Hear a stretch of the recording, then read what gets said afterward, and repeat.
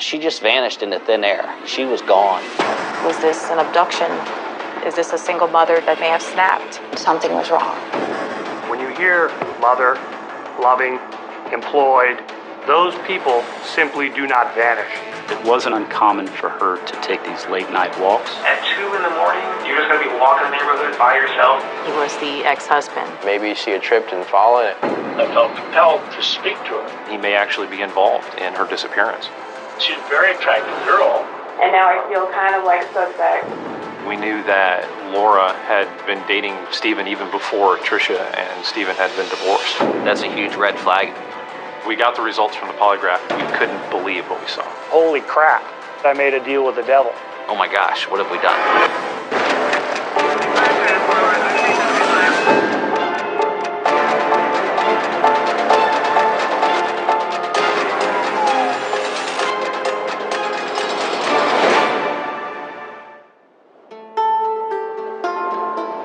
Hope Sound is in southern Martin County, out of South Florida. Everybody knows each other. It's a small town. It's a beach community, very relaxed, flip-flop shorts. It's not very fancy. We do experience a number of homicides in the county overall, but they don't occur with any great degree of regularity down in the Hope Sound area. If something happens, everybody knows or have heard of what happened.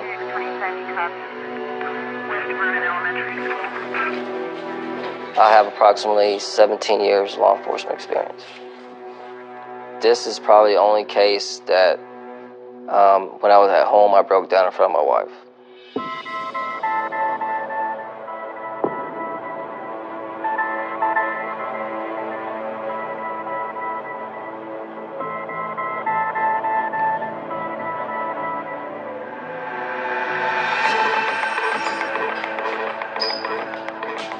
On April 27th, John Todd called the Martin County Sheriff's Office to report that his sister, Tricia Todd, is missing. She didn't pick up her daughter, Faith, that day at the babysitter, which was highly unlike her. When we got the call from the babysitter saying that my sister was hours and hours late to picking her daughter up, we really just didn't have any explanation whatsoever. If there was a hurricane, or if she had to crawl, she would pick up Faith. If she didn't, something was wrong. Our deputies arrived to the residence where she was living. The scene at Tricia's house was normal. There was nothing ransacked, nothing suspicious at all. Her vehicle was parked across from her residence. It wasn't in her normal parking spot. With her purse and her keys inside the vehicle, but her cell phone and wallet were gone. Our deputies at the time had initiated a BOLO, or be on the lookout for a missing person. Tricia was very fearless. She was a very free spirit.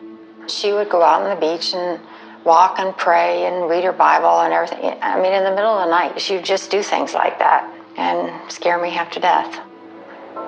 To get to that area from where she lived, she would go through some of the rougher parts of town to actually get out to the beach.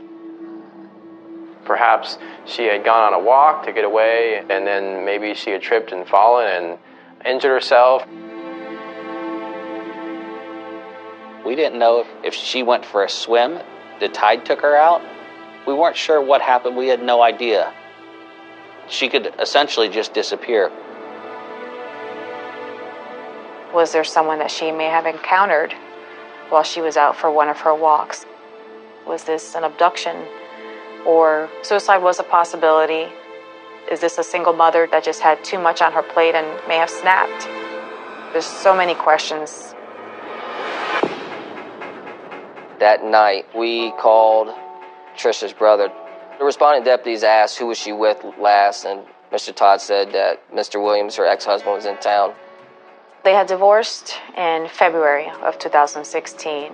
We contacted Stephen Williams over the phone, And he advised that he'd come down for the week to visit his daughter, which was common. The investigator spoke with him, said he was very calm, very natural. Stephen also provided information that Tricia was prone to wandering off on her own. It didn't tell anyone where she was going.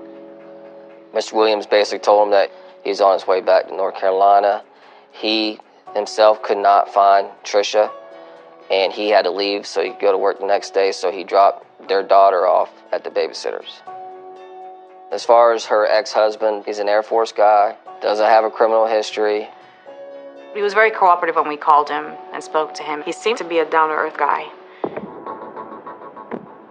At this point, we're about 24 hours out, and we still have no sign of Tricia Todd. We're still trying to figure out what exactly happened to her, because now we're starting to believe that maybe she didn't just go for a walk. We had nothing.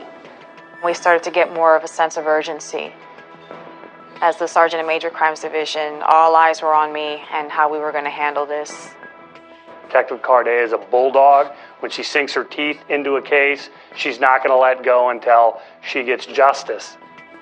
Communication with the Todd family was definitely key. We had different investigators assigned to different members of the family. Sergeant Carday called me right away, and she was really wonderful to me. We were just sending our investigators on different avenues to study Tricia. She went through the Air Force, then she got out and used her GI Bill benefits to get her nursing degree. Tricia always wanted to be a nurse. That was just something she loved to do, and she was so grateful to God for her little baby. During the first 48 hours, our biggest task was to find her alive. Right now, authorities and volunteers are ramping up in their search for a young mom who disappeared without a trace. When we realized that Tricia Todd was in fact officially a missing person, it was extremely personal for me. I have a daughter, Tricia's age. I know the Todd family, and my children went to school with Tricia. My constant theme was, what would I want someone to do if my daughter was missing? More than 60 volunteers are joining a cavalry of deputies to canvass the harsh Florida scrub brush near the woman's home. We were looking everywhere, trying to find any trace of where Tricia might have gone. We had 20-something canines. We brought four-wheel drive vehicles into the woods. We used aircraft. She was a soldier, she was tough, she was a nurse. If she was alive somewhere, we wanted to find her while she was still alive.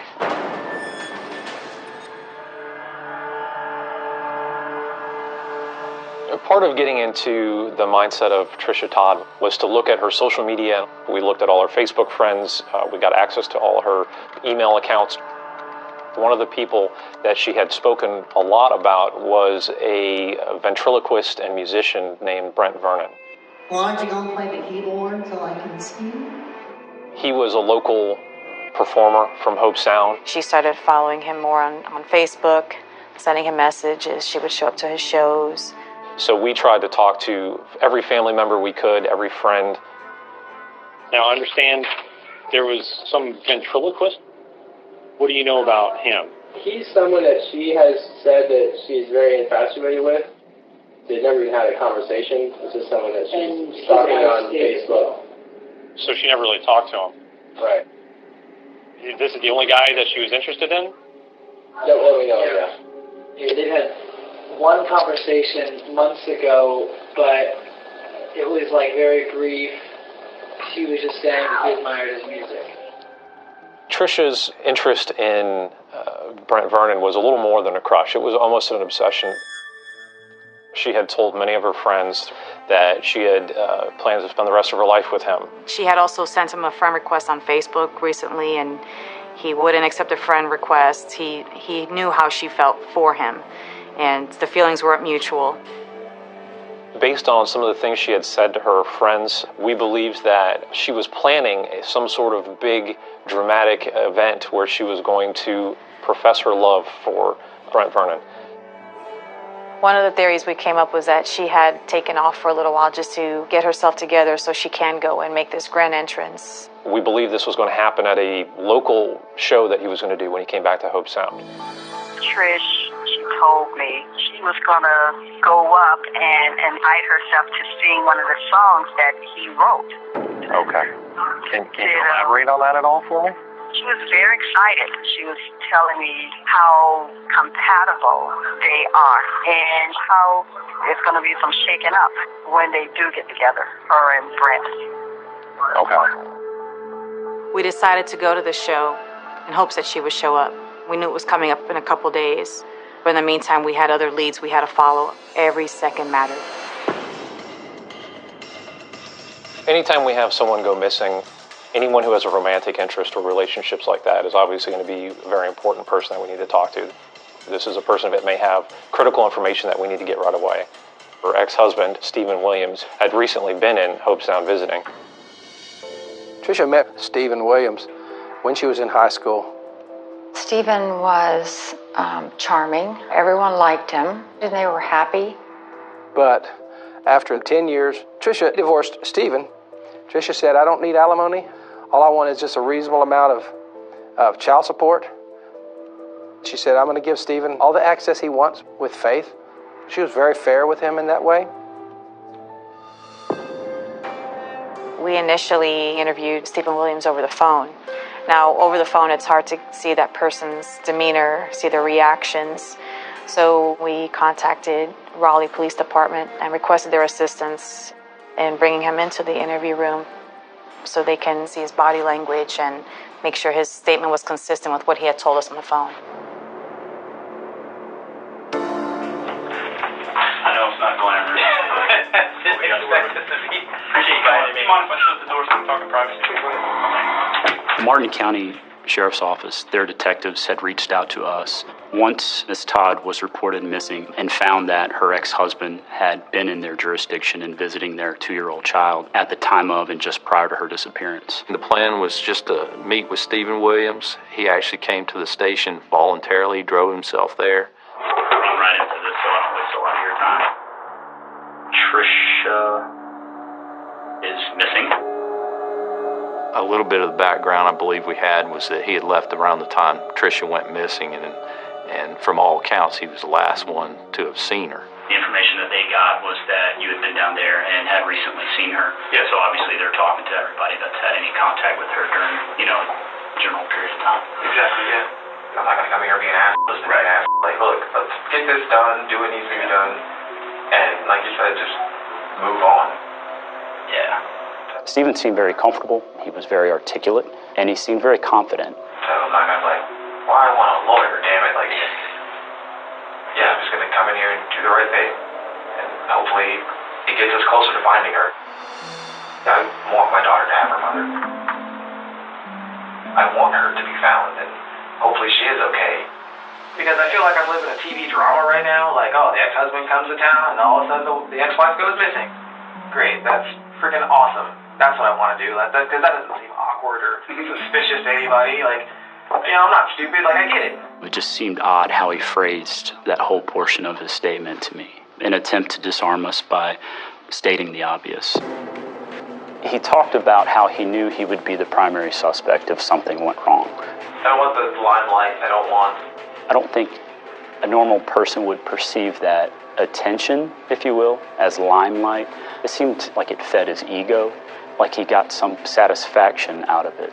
The interview was a voluntary, consensual interview. He was kind of giving every sign of, hey, I want to cooperate with you guys fully, but our gut instinct did tell us that something just wasn't right.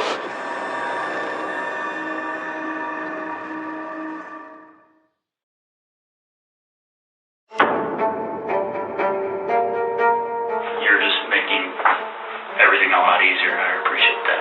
Well, yeah, I just want to help. Right, and at the end of the day, it's one step closer to putting this crap behind you. We had been working on this case for days. Some of my detectives without sleep, and there's a big ticking time clock hanging over our head. Stephen Williams was one of the last to see Trisha Todd alive, and she just vanished into thin air. It's very important to look at the ex-spouse. We didn't know what his true story was yet. Try to get a timeline of events. He told us he went and picked his daughter Faith up from the babysitter. There was a point that night, close to midnight, where his daughter, Faith, started to get fussy. So he sent Trisha a text message. So I text her, like, hey, Faith is super fussy, I know it's late, but if you're up kind of thing, like, would you mind coming and calming her or whatever? And then she would text back, like, on my way. Awesome. So a few minutes go by, she comes over, she sits with Faith. Faith is happy now. 12:30, 1 o'clock by now. Probably after midnight. Yeah. She leaves, Faith is asleep, and then, well, she didn't leave, actually. Her car's out of gas. Which, that really frustrates me. That's her thing. Her car never has gas in it. And she mentioned there's a gas station up the street, and I was like, you know what, gas stations, gas cans, you got any money, I'll just drive my car, I'll go get you a gas can and some gas, no big deal. So she gives me a 20, I leave, the gas station's maybe a half mile down. Get the gas can, pay for it, get 2 gallons of gas, leave, put the gas in her car, and then I told her good night, basically. I'll contact you tomorrow, you can call me or whatever. That's it. He said Trisha drove off into the night. It was around 2 a.m. His timeline was really good and solid. Next day, Faith wakes up. I take her to Walmart. And I messaged her that day after getting no reply. Straight to voicemail. I'm like, well, that's annoying. I don't want to stay here all day. Like, I don't like driving at night. So I was like, you know what? I'll just take her to Denise. That's where I picked her up from anyway, and that's who normally watches her. The babysitter agreed, so he drove over there, dropped his child off, and he left town. If he is innocent, we need him to help us prove that. Trisha Todd had now been missing for over 48 hours, and we knew that time wasn't on our side. We need to follow up on those leads immediately as to who they talked to, where they were last seen. We believed that Trisha was planning some sort of big, dramatic event where she was going to profess her love for local ventriloquist Brent Vernon. We believed this was going to happen at a local show that he was going to do when he came back to Hobe Sound. She had told several friends that she had bought this blue dress, and she was talking about how she wanted to go on stage with him and sing a song with him. In my mind, the most likely place that she would show up if she was just missing under her own will was at this show. This was like the final hope that she would show up. We actually went to the show and sort of hung out in the back just to see if anything would happen. We really were scanning everyone who came in. I sat up on the second tier of the auditorium, waiting for a redhead in a blue dress to show up. I was staring out the window the entire time, hoping that every car that pulled up might have Trisha Todd in it. They stayed the whole entire show. Trisha Todd never showed up. We were all brokenhearted she didn't show up. We were all expecting her to come in. That's when I was convinced that something else had happened to her. What do you think happened to her? I don't know. One of the things that he suggested is it wasn't uncommon for her to take these late night walks. It would be like 1 in the morning or 3 in the morning, and she'd be like, oh, I wanted to go for a walk. She would say, like, I want to talk with God. But it's like, at 2 in the morning, you're just going to be walking the neighborhood by yourself. Like, you don't even have, like, some pepper spray. You don't have your phone. Like, is she that kind of person that's oblivious to that stuff? She's always had that, like, God will protect me thing going on. Like, nothing will happen to me. I'm a child of God. I'm thinking, like, that's good to have that kind of faith. But it gets to a point where, like, let's be reasonable here. Like, good people still die every day. He told us that she did some mission work and would travel to various countries to do that. He mentioned after their divorce was finalized where she jumped in a car, drove down to Key West for several days and didn't tell anyone. We have to eliminate any possibility that there was foul play. We've not been able to do that. The media became involved, and we began having regular press briefings. And every hour that she didn't come home, the intensity grew, the interest grew. There was a huge mobilization in Hobe Sound. There was just enormous amounts of people that showed up to search different areas. They were just extremely generous. Right now, volunteers are out in the woods helping deputies trying to find any kind of clue, desperately hoping to bring Trisha Todd home safe. This is not a game. You're dealing with human life. This is when I lie awake in bed, when you get to the critical juncture of an investigation. I just want to know, like, is there anything, just something? Just, I don't know. Wondering. Any closer to finding her? If there is, I don't know about it. He was fishing to see what it was that we knew at that time. Good, hopefully they find, like, a trace, just something, even if it's like, hey, there's a speck of blood. It's not something typically you would hear. It just seemed like he knew that there was going to be some physical evidence somewhere. There are times in life where things happen that we wish we could take back. And if this scenario that's involving you is a scenario where you either accidentally, intentionally, I don't know, did something, now's the time to tell us. I still care about her, I just don't want to be with her. I wanted to minimize any involvement that he may have had, give him an opportunity to say that it was an accident, that he wasn't a bad person, and try not to paint the picture of him being a murderer. I can't do anything for Tricia. I don't know anything. I can't help look. Passing out flyers in North Carolina does me no good. His emotion, that was very strange to me. He seemed very detached from Tricia Todd. It didn't feel like a typical divorce scenario. But we had already locked him in on a statement. We had already examined his cell phone forensically. We'd already processed his vehicle. The car was very clean. We really didn't see much of anything. At that point in time, he was free to go.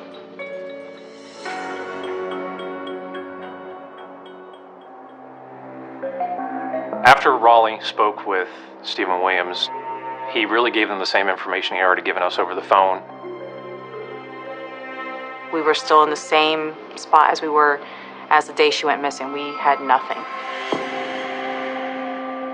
Through the investigation, we had several leads, but nothing really panned out. We did not have many options other than to just keep following up on leads. And that's when we found another suspect, a gentleman named Douglas Purchase. He was a local preacher. What we learned was that Douglas Purchase has had several contacts with Tricia Todd while she was walking on the beach. With Tricia, you had contact with her, correct? Yeah, I talked to her. This was a little bit odd because he was an older gentleman out in the middle of the night. Tricia Todd was much younger than Mr. Purchase. I felt compelled to speak to her. I said, Lord, if you want me to speak to her, have her stop, ask me before she went out. And she did. She stopped. I asked her the question. I said, do you know the Lord Jesus Christ is your personal Savior? That's the first thing I said to her. She goes, yes. We had learned that Tricia had confided in Mr. Purchase about problems in her life. Could that have been the last one that she was with? Let me ask you this, on a personal level. Were you attracted to her? She's a very attractive girl. Maybe somewhat. Okay. Maybe there was some sort of romantic interest there, probably one-sided on his behalf, and that made us concerned about his relationship with Tricia. Maybe that there was more to it than he was letting us know. He may actually be involved in her disappearance.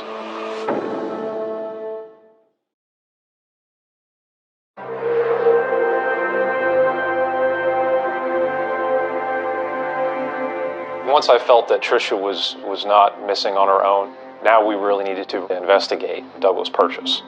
He was a local preacher. He often was out on the beach talking to people. He told us that he had spoken with Tricia. We couldn't tell immediately if he was the last person to have seen her before she went missing, but we knew that they did have some contact. She's a very attractive girl. The way that he talked about Tricia sparked our interest into looking further into him. I felt compelled to speak to her. We needed to essentially prove or disprove that Mr. Purchase had something to do with Tricia Todd's disappearance. He agreed. We're going to proceed. The first test that you're going to take is, it's basically a pseudo test. I want you to lie. Because what I'm doing is the machine now is going to calibrate itself based upon what you're getting ready to do. Wait a minute. Under no circumstances will I lie for anybody or anything. I understand. The Bible is very clear about deceit. It's your intention here today not to take the test. That's correct, due to you're asking me to lie. Douglas Purchase, he started off cooperative. We offered him a polygraph, but for religious purposes, he declined. That's not uncommon. It raises some red flags, so we knew we had to take some further steps with him.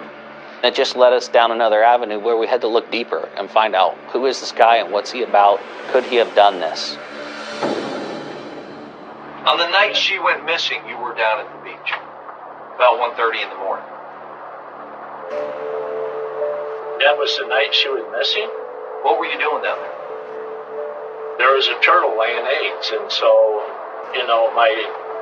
all my concentration, everything was on the turtle.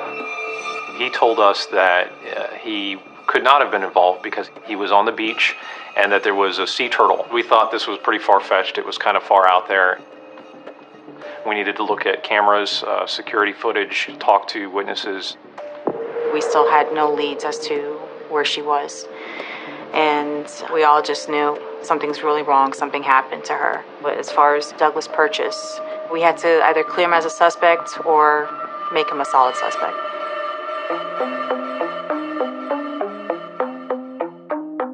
Stephen Williams was very important to look at in this case. He was the ex-husband.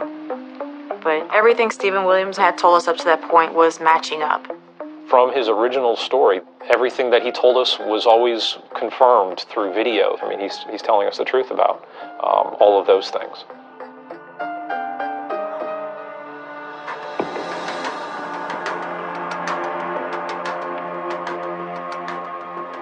Our detectives went to North Carolina to speak with Stephen, get his story locked in again. We want to get our own perception of, his demeanor, his body language, get that feel for him and see if he would be cooperative. The next morning after we arrive in Raleigh, we head over to Stephen Williams' house. We asked him if he'd be willing to come down to the Raleigh Police Department to talk to us. Mr. Williams said he needed to gather some things, but he would cooperate with us and he would come do it. Stephen was still a suspect in this, so we had to really focus in on him and everything that surrounded him, including his girlfriend. We decided, let's talk to Stephen's living girlfriend by the name of Laura, just to see if she had any involvement or animosity that we don't know about towards Tricia.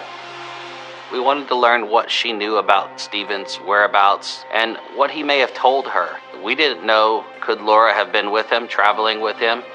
Could she have played a part in this? I wasn't even there. Hey, Laura. Hey. You never took a trip down to Florida? Never helped him with anything? I've never met the woman. I've never been to that part of Florida. Have you ever talked to her on the phone or anything like that? I talked to her one time and one time only on the phone, and that was over a year and a half ago. Based on our interviews with family, we knew that Laura had been dating Stephen even before Tricia and Stephen had been divorced. So we knew that there was the potential for some sort of animosity and some bad blood between them. We wanted to follow up and find out more about Laura. Where you work at, Cowfish? Yeah. Okay. On what day? Tuesday?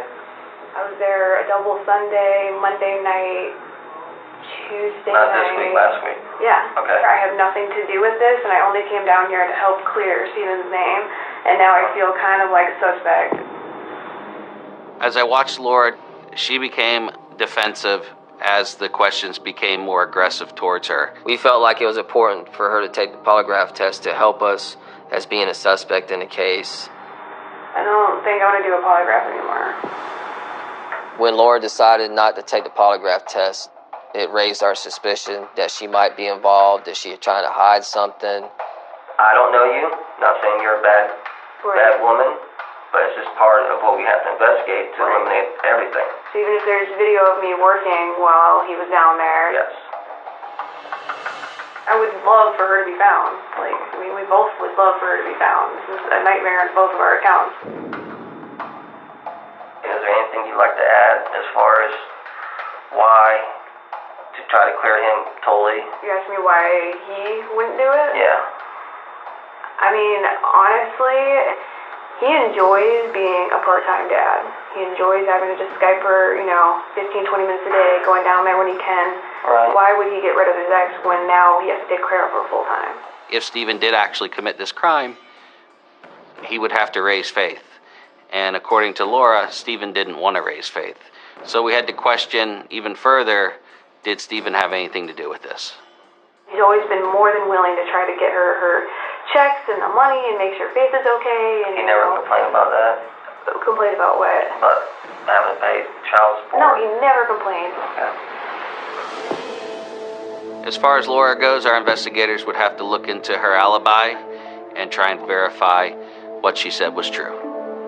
While Laura was being interviewed in one room, we had other detectives trying to convince Stephen in the next room over to take a polygraph. This was his chance to clear his name. Hey, Stephen, we brought up our polygrapher, or polygraph guy.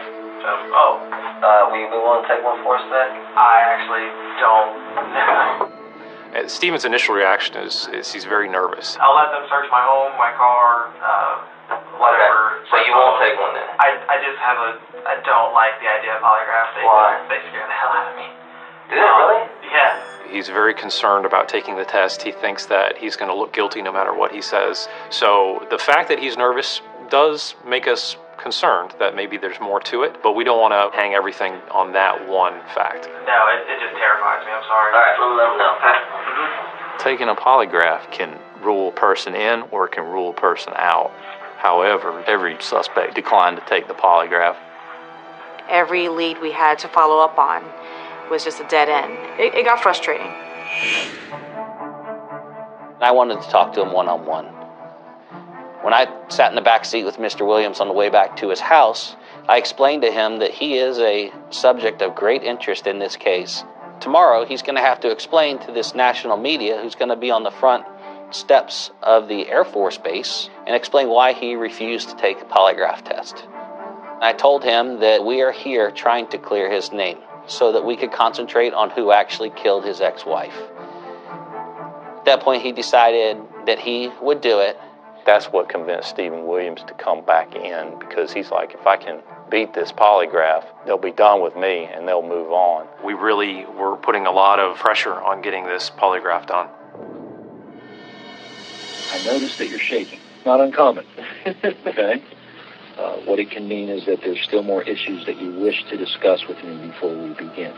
Well, this test is about to begin. Please remain still. We needed to get some answers. We had no other leads, and we needed to try to find Trisha. Are you involved in Trisha's disappearance?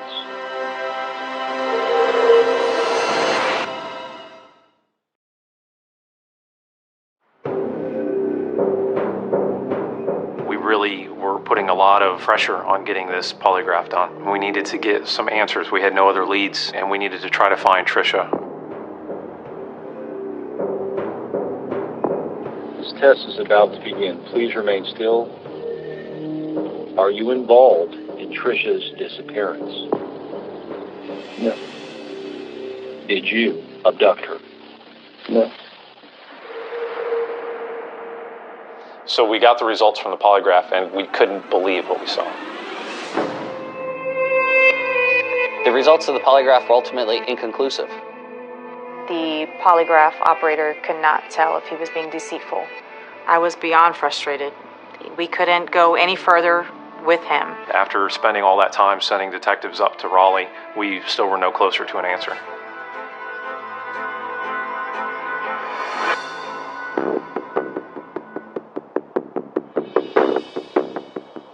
So the next day, back in Florida, we had to start back up from square one.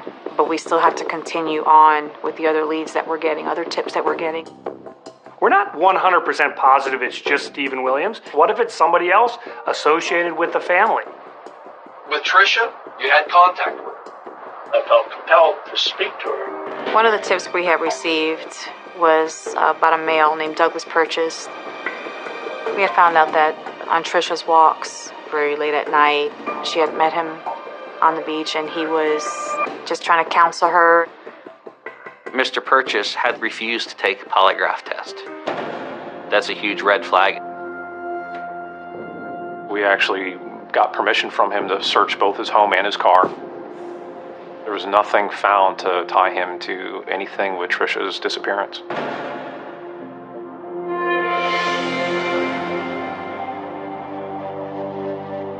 You were down at the beach. There was a turtle laying eggs. We were able to locate some cameras on the beach that night, which did verify Mr. Purchase's alibi that he was actually on the beach that night watching the sea turtles. The cameras showed he was all by himself. Trisha Todd never met up with him that night. So far, there has been no sign of the hospice nurse and U.S. Air Force veteran. Anyone with information about this case is asked to contact the Martin County Sheriff's Office. Our search efforts never stopped. Deputies and volunteers were out looking for any trace of where she might have gone.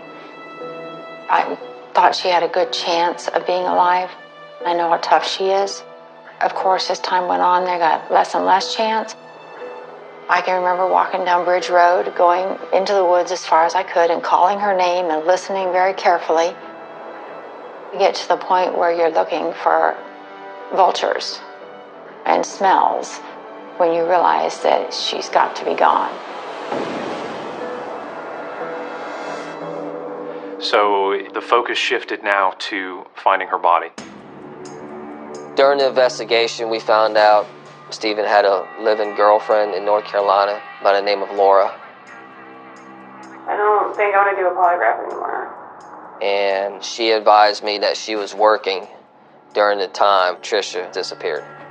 I got a call from Raleigh Police Department and they advised they went to Laura's place of work. Laura was working during the time Stephen was in Florida. This would eliminate Laura as being part or a suspect in this investigation. When we'd rule somebody out, we'd have to look at who was left still there, standing. Stephen Williams was always left standing there. If this is our guy, we needed him to tell us about where Trisha is, and we needed him to tell us fast.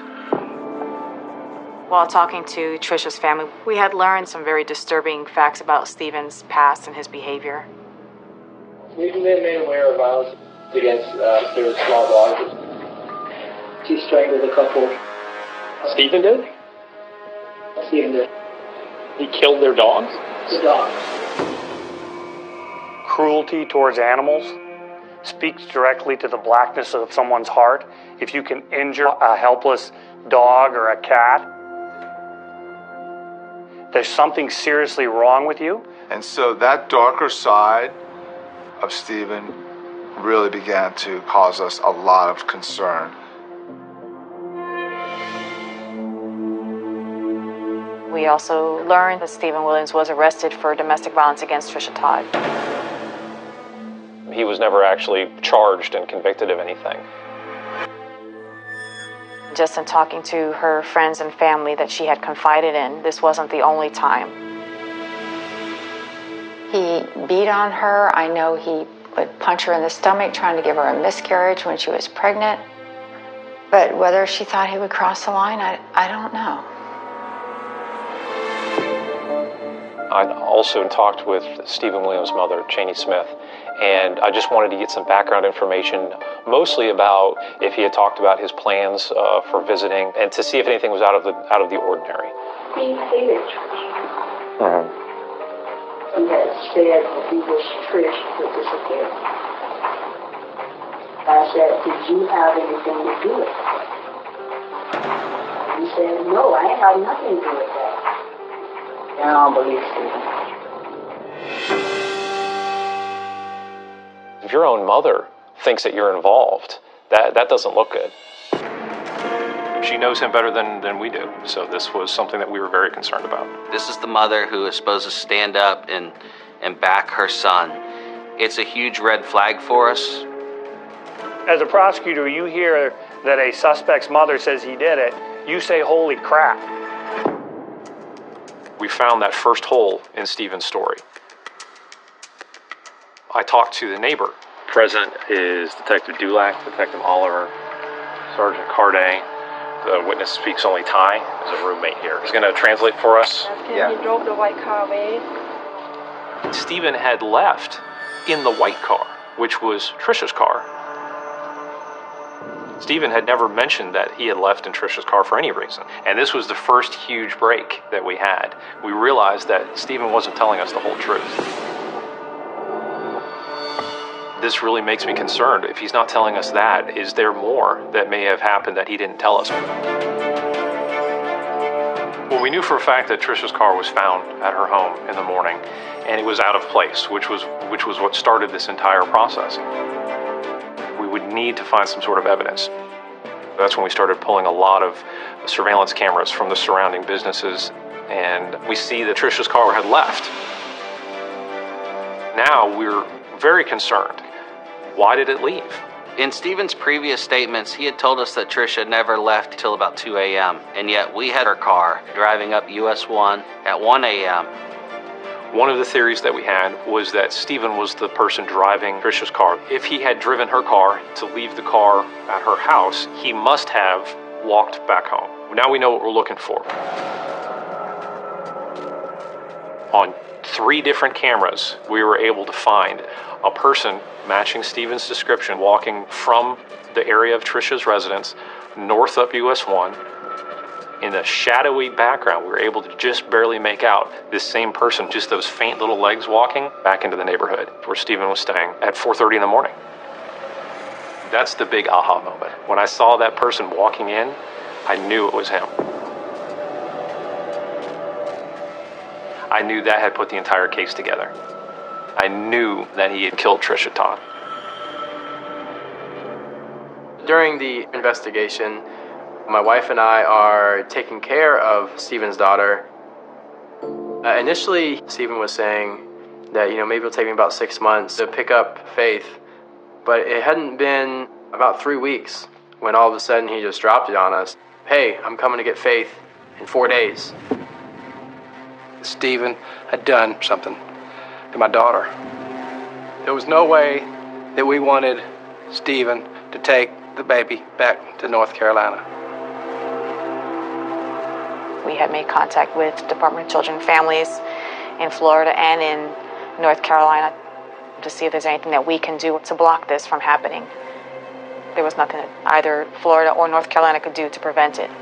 Probably one of the worst case scenarios, because now we are going to have to legally allow him to come take Faith.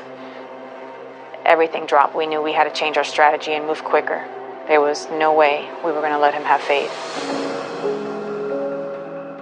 It forced us to maybe go into hyperdrive because there was no way we were letting him go off with that child.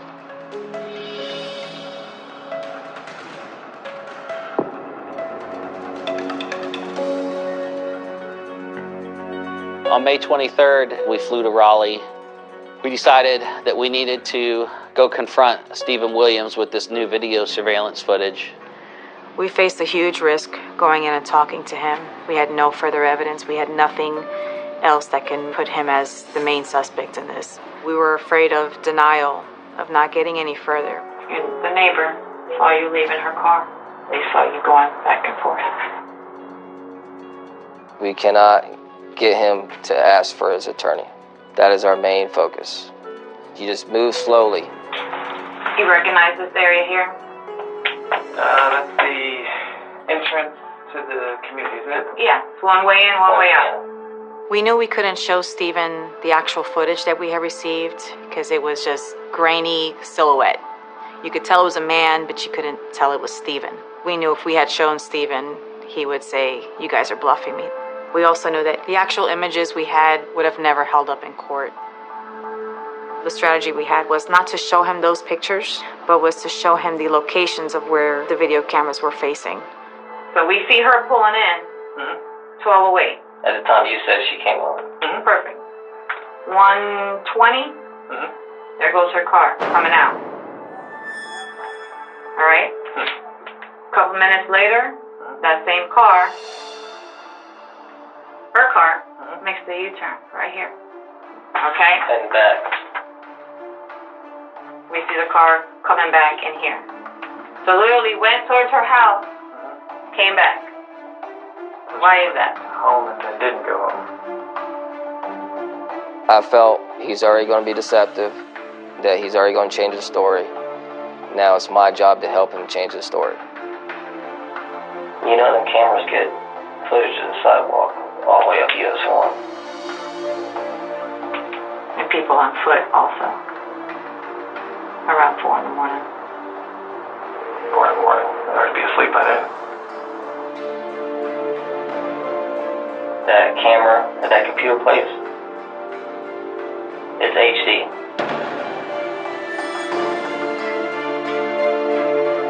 We had worked every day for weeks, and we knew we were getting closer and closer. You can literally see his chest pounding up and down, and we knew at that point, we got him. He's going to break.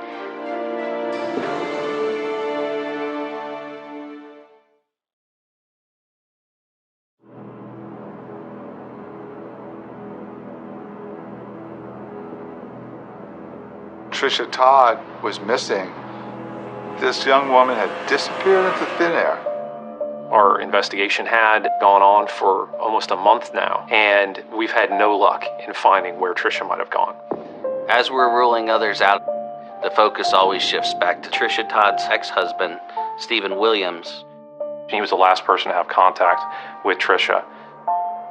We had sent out investigators looking for surveillance footage. We actually found an individual walking at about 4:30 in the morning. We knew that no one else would have followed that path at that time of night. Everything we had just kept coming back to Stephen. It was all circumstantial at the time, but we wanted him to think we were certain of it and to know that we were done with his lies. We were going to keep working at it. We weren't going to give up until we had her.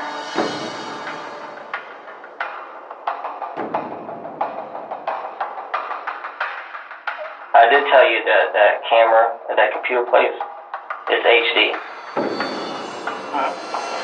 It's you walking. They confront him with this video evidence we have. Now, in part, that's a bluff. Because the truth of the matter is the video surveillance evidence is not HD, would not have sustained a conviction in this case. So it's nerve-wracking.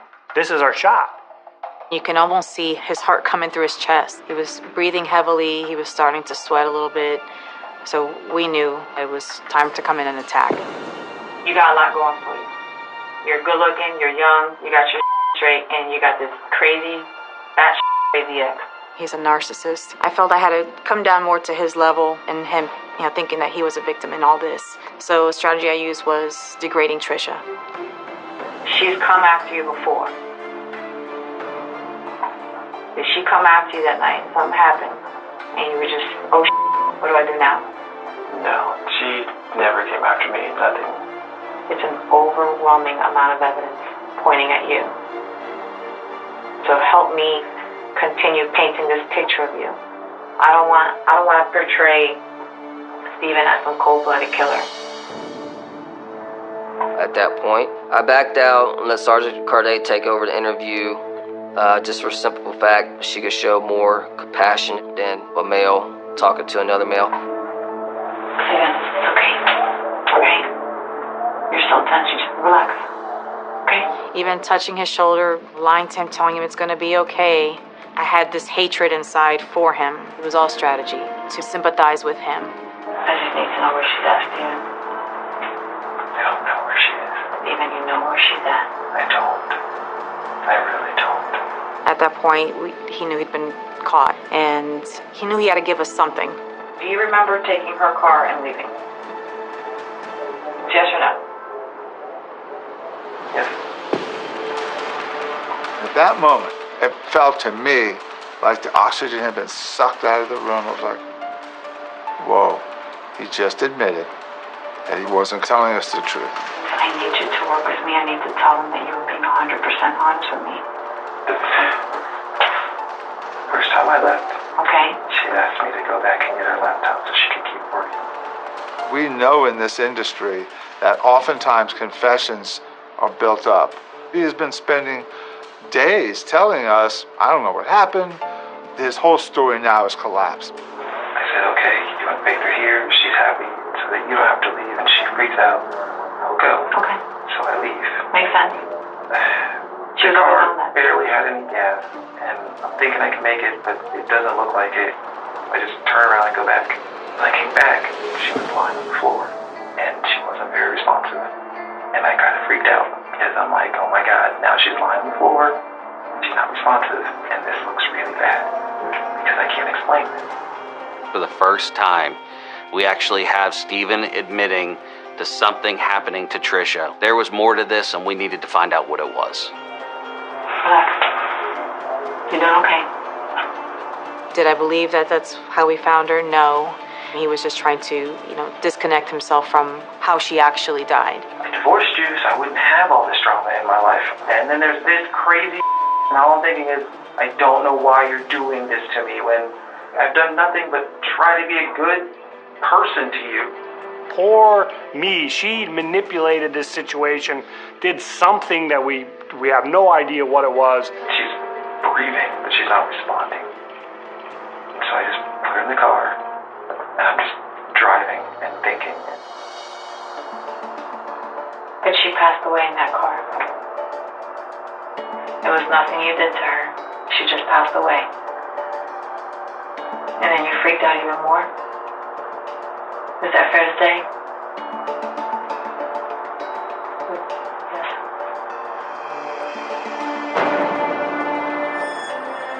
Did you just lay her down somewhere? Out in the open? Yes, I just let her lay there, feel peaceful. Stephen tells us that he took her body and laid it on the side of the road. That was a huge break, and we knew we had to keep pressing on. You're just lying there, and you're breathing shallow. I can't call. Stephen? I don't know where the hell I even am. We had already determined that she had passed while she was in the car. You can't go backwards. Tell me she was shallow breathing. Shallow. It was really shallow. It was just so frustrating because we knew he was just lying and lying. She was fine. We knew we were just that much closer to cracking this whole thing open. Here's some water. Here's a thing of whatever. He told us that he put her on the side of the road and he tossed her arms over her chest and left her cell phone and a bottle of water and a granola bar in case she woke up. I was hoping she would just snap out of it, just come back. His story was getting a little extreme and ridiculous. After I dropped her car off, I just changed. Didn't want anything to do with it. Where did you change your clothes? It was right there. Threw the whole bag away. When the guy said that he threw that bag away, full of clothes, and what was his excuse? I didn't want anything to do with it. Innocent people don't lie. You know what else innocent people don't do? They don't destroy evidence. So I want him to acknowledge it don't look good for me. I didn't ask for this. I just wanted to come spend some time with my daughter. Come here. Sit. Okay, here's US 1. Here's Bridge Road. How far out did you go? Did you go past 95? I have no idea. Stephen? I don't know what's going on. I just don't know anything. We tried the Google Earth maps in the interview rooms, and nothing really worked. He's not cooperating with us any further. Sometimes you have to step back and reset. What am I missing here? What are we not getting from him? While I was interviewing Stephen in one room, the investigators had Laura in a separate room. Up to this point, Laura still had complete faith in Stephen, and she believed everything he had to say. It was her boyfriend, he was her love. We let Laura know Stephen told us that Trisha fell out and died in the living room. Laura didn't know anything about that. We also told Laura about Stephen killing some of Trisha's animals. Her eyes just lit up in fear. Laura told us that, she recently had a dog that was killed and unexplained death. Laura's tune was changing, and she started believing Stephen had something to do with this. We thought it was important that Laura come in and talk to Stephen. If he's not telling us exactly what happened, maybe he'll confide in Laura. I think she wanted answers herself. Something happened. And there's proof. Can we start the meeting, maybe? Just don't have any explanation.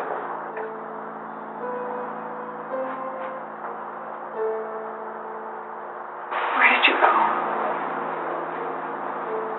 Was that an accident? No, nothing happened. I didn't do anything to her. It's an overwhelming amount of evidence against you.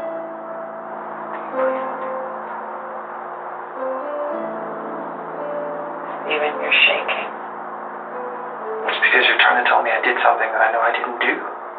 And who wouldn't be shaking in this situation? She just had a look of fear in her eyes. And so Laura got up and she left the interview room. At that point, he had hit a stopping point. We didn't want to stop. We wanted to push it a little bit further. We knew we had to find Trisha's body and get him back to Florida. Are you willing to come back tonight?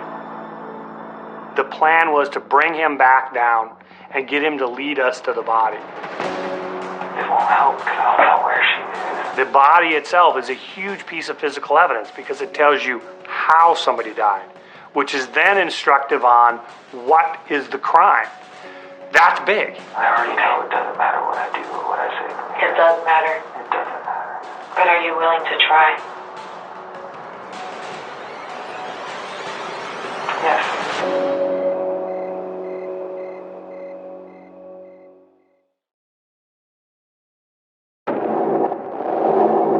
Over the past few weeks, Mr. Williams gets caught up in his lies. He realized now I have to change my story. He tells us that he comes in the house.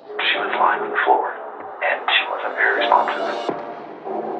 Once he changed his story, we had him. He said he didn't know what to do, so he loaded her up in his vehicle and drove her out to a wooded area of Hobe Sound.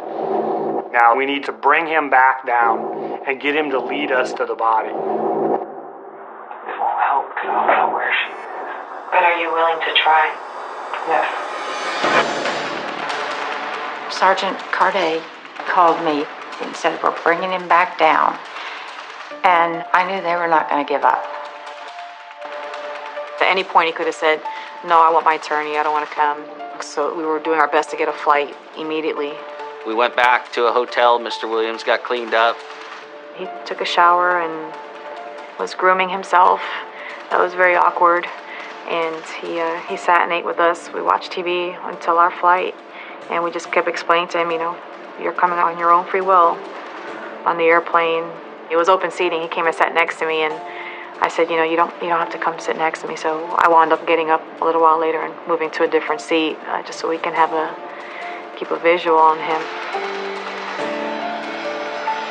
I just remember running through my mind. I said, if only people on this flight knew what kind of person we had sitting amongst us today.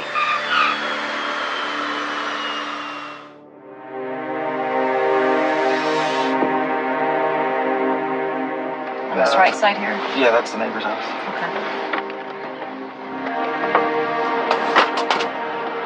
Once we got down there, he took us to the home that he had rented to show us where she was on the floor.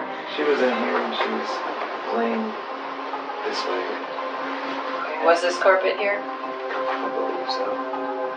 And all I thought was, this is some kind of trick. This is some kind of ploy to get back at me or to mess things up for me.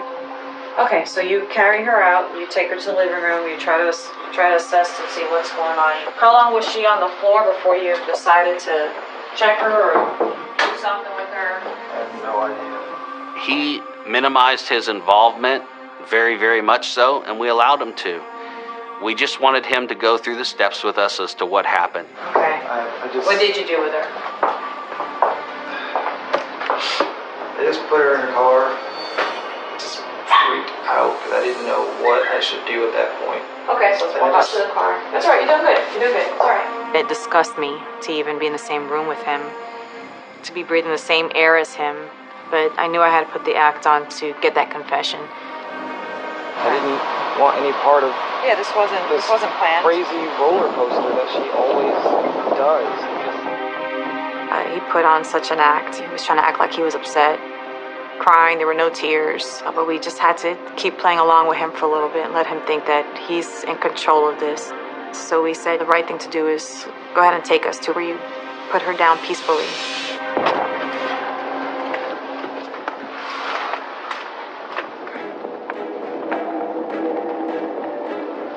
We are going to go south on US 1.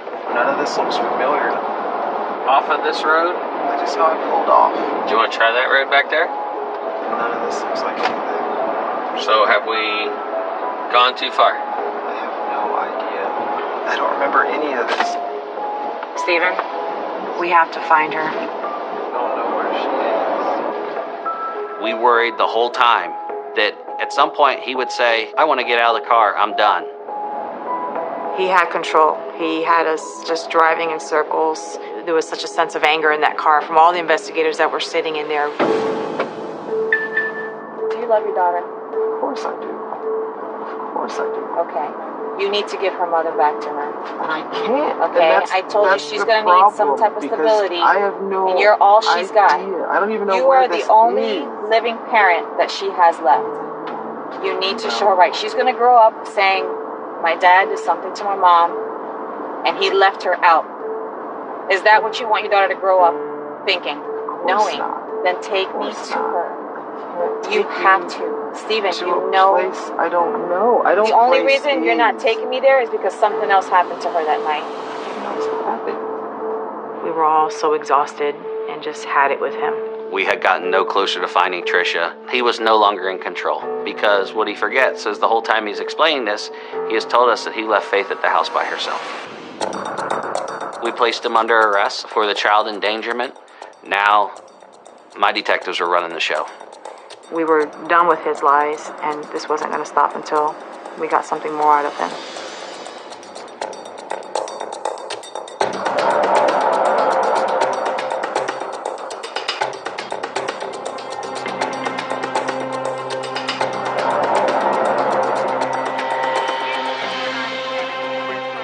We brought Stephen back to the sheriff's office. And at that point, Sergeant Carday was going to interview him, and she was tired of it. You at no point try to do CPR, call 911. You don't do any of that. You go and put her in her car. Yes, I could take her home, is what I thought. I can just take her home, and she can But you out didn't. of my hair. But you didn't. You wanted her out of your hair, and you got it. Because I didn't. You got it, and I'm going to prove it. I can't even tell you the things I really wanted to say to him or do to him. I had to keep it professional. It was coming up for time for a reset. We had to go back to the drawing table. There really is no emotion in there. There really is nothing in there for her, huh? What are you talking about? I'm going off of what you're saying. I wanted her to not be dead in my home. I wanted whatever this was to not be affecting me the way it was. Our team, we were exhausted. We had already been awake for probably about 50 plus hours at that point. We knew it was time to let the guys that were well rested get a try. Litigators generally are kind of egotistical. We, for a living, ask questions. And so I frequently will be sitting out watching a law enforcement officer conduct an interview and be saying, ask this, ask this. Tom Backall. Oh, we haven't met yet. What's your name? Stephen Williams. When I entered that room, I had to go in there for myself to give it one shot. I never identified myself as a prosecutor, but just as somebody else. I was exceedingly concerned that we didn't have enough. People who lie because they're covering something up. Tom Backall has a very aggressive style. He went in there guns blazing. Typically, as a detective, you want to take a little bit of a softer approach because we need people to open up to us, to be okay with admitting to what they did. We need this person to be cooperative because ultimately all he has to say is that he wants his lawyer. We're done. The first thing I need you to get me over is you could tell them this initial version of events and leave out this whole, as you said multiple times, stupid laptop thing. Because it was stupid and it didn't make sense. First thing Tom Backall did when he came in was just zeroed in on inconsistency with going to get Tricia's laptop from her home and bring it back to his house. And when something doesn't make sense, it's generally not true. That doesn't look good. If I got up and I sat over there and you sat here, what would you think of me telling you that? Bullshit, right? Yeah. I was hoping that if I went in and I pointed out how ridiculous his story would sound to a jury, he'd change it again. You come back and Trisha's laying on the floor with an injury. You know, 911, boom, cops are there, ambulance, she gets treatment. And you did not do that, right? Do you have a conscience? Yes. Do you? Yes. And as she's laying in the back of the car, your conscience never kicked in and said, maybe she's still alive. Maybe I should take this opportunity to save a human life. Not just a human, but the mother of my child. He wouldn't give Stephen any time to think of any lies. He went right for the throat. So you're insinuating because I didn't think that I don't have a conscience? No, I'm not insinuating. I'm saying it. It made me very uneasy. Looking at him, he had that vacant kind of nobody's here, empty eyes. You're making it seem like I had this whole grand I didn't have any plan. No, I didn't know anything. In that moment, we were terrified he was going to ask for a lawyer and just be done. This was the most poorly executed murder in history. I didn't murder her. Okay? When I walked out of that room, I don't feel we are any better position than where we had been when I walked into that room. I still don't know what I could prove beyond a reasonable doubt. After a month of work and sending detectives to Raleigh twice, we still did not have enough to charge Stephen Williams with murder. Everybody knew that he was involved, but we couldn't prove that he killed her. And we were afraid that if we didn't get some sort of confession that we would never get justice for Trisha. We still just didn't have enough to move forward. We needed him to talk to us more and to actually change his story one more time. Stephen will talk to certain types of personalities. Mr. Backendall was not one of them. So we decided to introduce another new fresh face, somebody that might be able to talk to Mr. Williams a little bit more softly, where he wouldn't shut down. They discussed who we were going to send in there. I've only been in the detective bureau for a month. This is the first time that I would have really been in the room talking to a homicide suspect in a major investigation. And so I raised my hand. I said, I haven't talked to him yet, and I know the case. All the big dogs have taken their shot. The assistant state attorney, the lead detective, the lead sergeant. Our thought was, all right, give the new guy a shot. You waste your time. I don't think this guy's going to give it up. But they're going to send in a relief pitcher. I'm Dan. Stepping into the room, I had a flood of emotions. I knew this was a huge deal. This was going to be terrifying and important, and I knew I needed to focus. It was a lot of pressure. I knew everyone was watching. When Detective Dulek had gone in, at that point we had known that Stephen had disposed of her body. Improper disposal of a human body is not a serious crime. We want to charge him with murder, and we needed to get there. We knew he was our guy. There was no question. This was really our last chance. Once I entered, I focused completely on Stephen and really just at the job at hand. I needed to get a confession from Stephen Williams to be able to charge him with Trisha's death.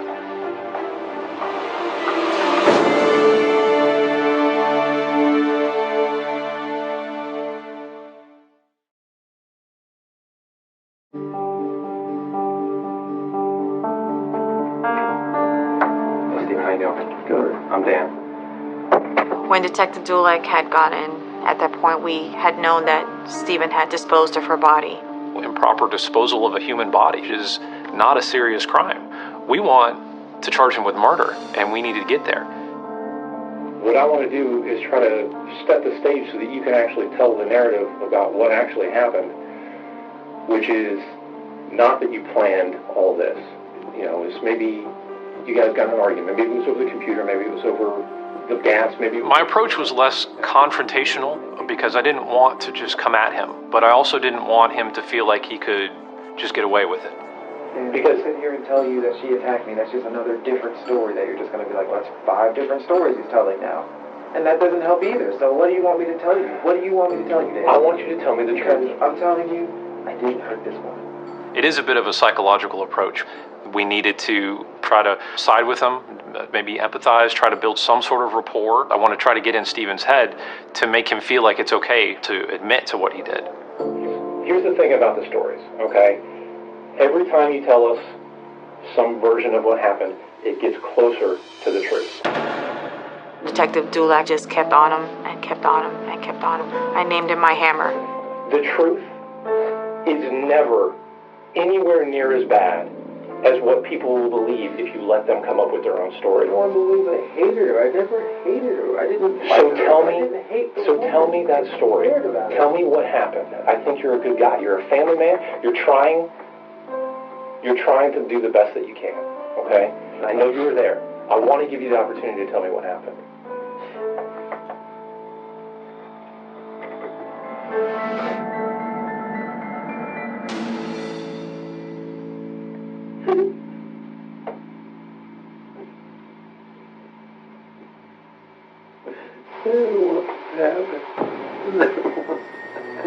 I know you did, but you've got to clear this up. This is not something you can carry around. At that point, Stephen broke down. I doubted that he was actually crying for any remorse. I really felt like he was just putting on another show. But I also knew that for him to break down, even if it was pretend, it was a step in the right direction. And he went into his final version of the story. So yeah, she came over and she was with Faith, and then she just started talking about nonsense. And she's just going on and on about now I owe her more money and back child support and I'm just sitting here like, then I'll fix it. I'll send you another. I'll do something, but I don't have the money now. And then she just gets on my face about it. It just all went bad. It just so fast. She just went from 0 to 100, and then I just moved her away, and then she flipped. And that's when she freaking fell, and I'm like, oh shit. I asked her if she was okay. It was like a weird sound. She didn't say anything, though.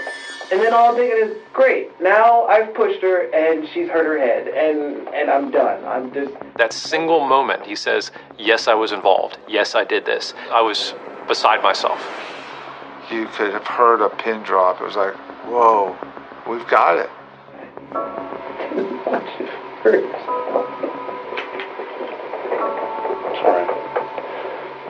When Stephen gave him that confession, it was just such a sense of relief for all of us. All this case comes to this one sentence or two. I pushed her and she fell. And that was really the culmination of all that work. That I never wanted to hurt. Never. The fact that we can prove there was animosity between them, the fact that we can prove that he tried to cover up what had happened, the fact that he had lied to us so many times, all of those things put together, now with this confession of his involvement with her death, we now had enough to charge him with murder.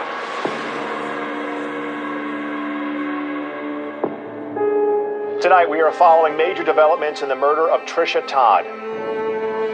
Stephen Williams arrested and charged with the murder of his estranged wife, Tricia Todd. The facts supported a second-degree murder charge. We couldn't prove that he had intended to do this. The next step is to find her body, because we know that once we find her body, we'll be able to prove more about what happened to her. Unfortunately, he had an attorney who then showed up at the sheriff's office, and at that point we couldn't question him any further. The next plan is to think of a way to get him to plea, or at least to cooperate in giving us the location of the body. And before we even had a chance to present that kind of option, the defense attorney came to us and said that Stephen wanted to make a plea deal with us. Taking this plea deal was our only real chance at that point of finding Tricia. The Todds agreed. They wouldn't necessarily be happy with it, but they were going to do what they had to do to get their loved one a proper burial. I didn't think she had died from bumping her head. I wanted him to produce her body. I wanted the autopsy to be able to tell us everything that Stephen had done to Tricia. The man who killed his local mother learns his fate. Stephen Williams was sentenced to 35 years in prison for the death of Tricia Todd. Mr. Williams had accepted the plea deal to the 35 years. The judge sentenced him, and we wanted to find her body. The defense had indicated a willingness to take us to Tricia's remains in exchange for a plea. Theoretically, he could get out in his 60s. We did what we needed to do to bring this case to closure. His attorney came up to me and said, "Can I talk to you outside?" Stephen's assigned public defender had a very concerned look on his face. And he says, Mike, she's buried in a Rubbermaid Tupperware container full of muriatic acid. How could this be? And how big is this container? And he said, it's about 3 foot by 2 foot. And I said, how did he get her in there? And he said he chopped her up. We were all sick to our stomach, and it was probably not a dry eye in that hallway. Something that grotesque, that evil, we didn't think he was capable of that. And I just thought, oh my gosh, what have we done?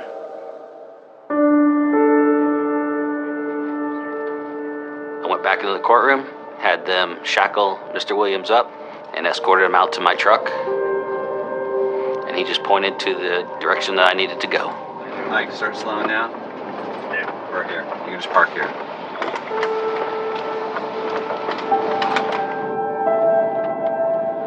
He knew all along exactly where she was.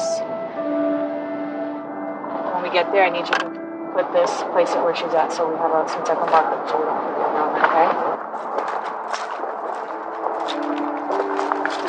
okay? He went on a beeline directly to that body. Up until maybe a day before this, that whole area had been underwater. This is all like swampland. And we had a big rain right after Trisha went missing. There was no way that we would have found her. About how far down are we going? It's not much off the surface. 2.5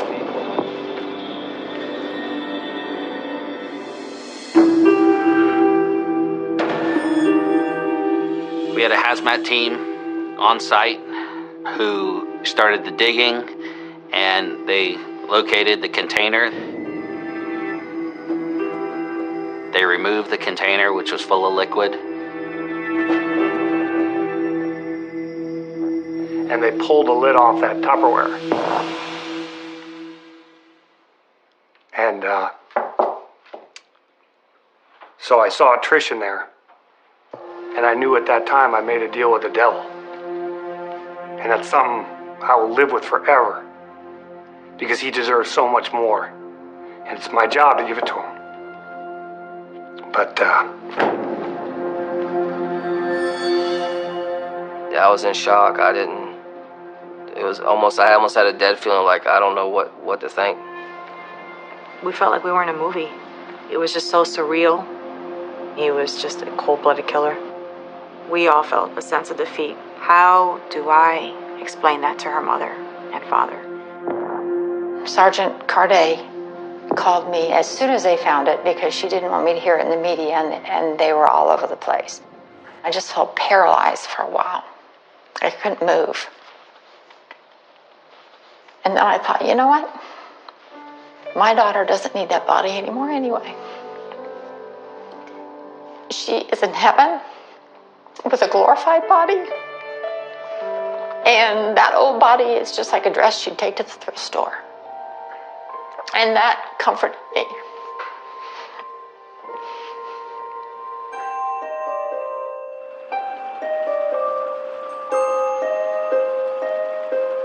All the tools that he had used to dismember her, he threw in the canal. So those items were recovered.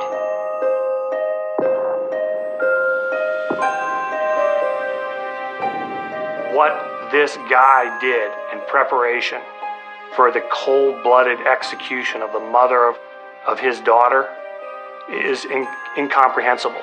It was clearly, in my mind, had to be premeditated, planned murder. I thought that never in my lifetime would I have ever come across such an evil person. And my heart just broke for her family. If we're going to get full justice, this guy can never walk free again. And there is one way to get final justice in this case.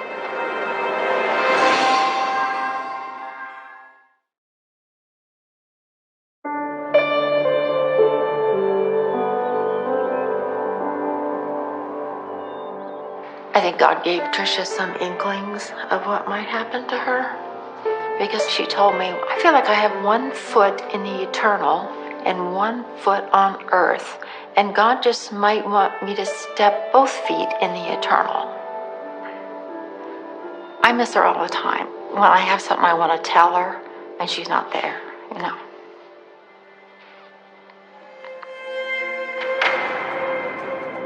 Mr. Williams goes to prison for 35 years for second-degree murder. There is one way to get final justice in this case, and it is through the federal government. I was in contact with the United States Air Force. They can concurrently prosecute Mr. Williams because he was in their employ.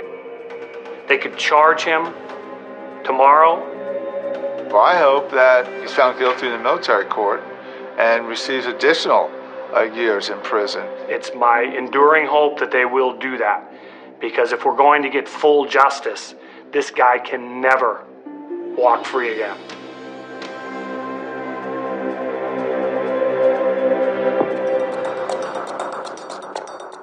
The Air Force investigators worked very closely with us on this case from the very beginning, and they had to get a closing statement from Stephen Williams. So 2 of their investigators went to the prison where Stephen Williams was located, and Detective Oliver and Dulac went to listen in on that interview. In that conversation, Stephen detailed everything that he did. He had ordered the saws, the container, a couple months earlier. He had purchased the muriatic acid before he left North Carolina to come down here. When he actually called Tricia over, his only purpose was to get her over there to kill her. When she came to the door, he hit her over the head and knocked her out. When she woke up, he was trying to ask her for her email password to get into her accounts, to put out these fake emails that she was leaving on a missionary trip. She was going to say her goodbyes through email and say, "I'm leaving, don't come looking for me." That's how he was going to cover up this murder. However, she started screaming very, very loud. And he overreacted to that and hit her in the head again so hard, he knew that she wasn't going to wake up again. From there, he actually put her in a trash bag, took her out to the car, and left in her car. The reason for that is that he knew that if they ever found trace evidence in her car, he could explain that. Unfortunately, he realized the car was out of gas. So this was the crucial thing that threw a hiccup in his entire plan. So he had to drive back to the house, got in his car, and drove to get gas. And at that point, he made up this whole story about how she had run out of gas. And that's why he went and got her a gas can. That made perfect sense, and that's why it was so difficult for us to unravel that at that point.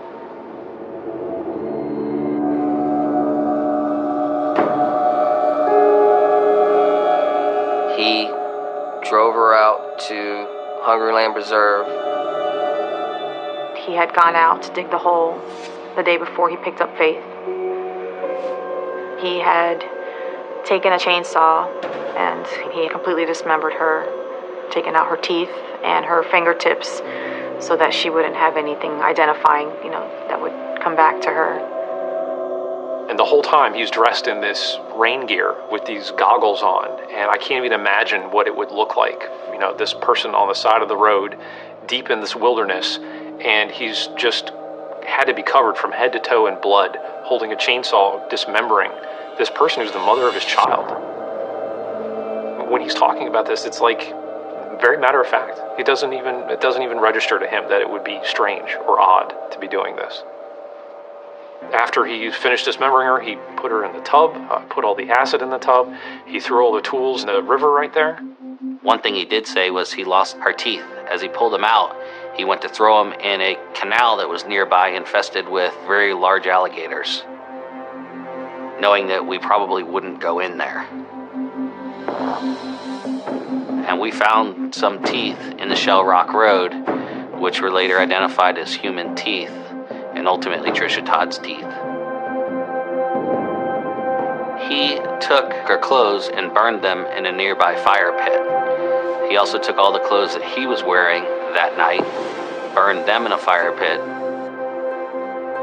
drove the car back to her place, and walked up the street in the middle of the night, just like we saw him on the video. It was the ultimate premeditated murder. He had thought about this, he had calculated it, he had planned every bit of it out. OSI asked Stephen why he did it.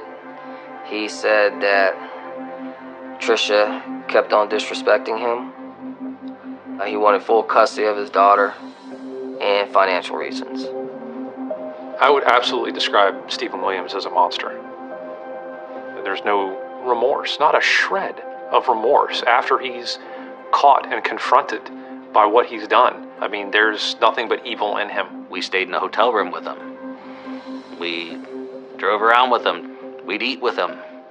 You could walk by him on the street. He was a very well-dressed, educated, spoke very well. You'd never, ever know he was a killer, a murderer. We deal with him all the time, but we found a whole different breed in him. I remember every homicide I've ever prosecuted, but this one will stand out. This guy is why I got into prosecution. This is the reason why I do what I do.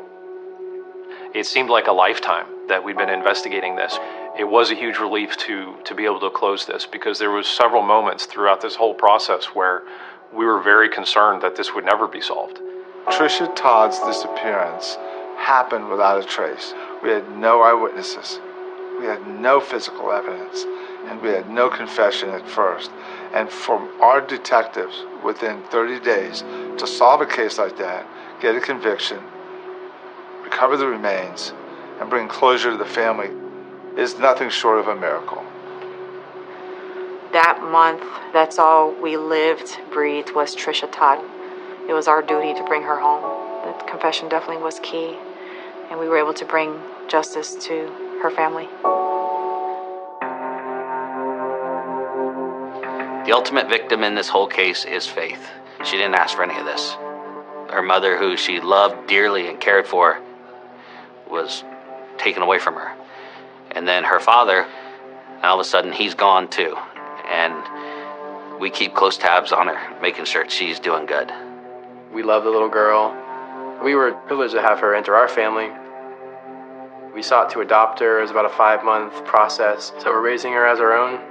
Tricia lives on through her little daughter, Faith. She has that same spirit of cheerfulness and happiness and joyfulness. And we are so honored and blessed by God that God left us something of Tricia. One thing kind of special is when we came out of her memorial service, there was a big double rainbow. And then my son said, "Oh, there's a song about that. It's If I Die Young, Send My Mom a Rainbow." So I had to cry about that a while.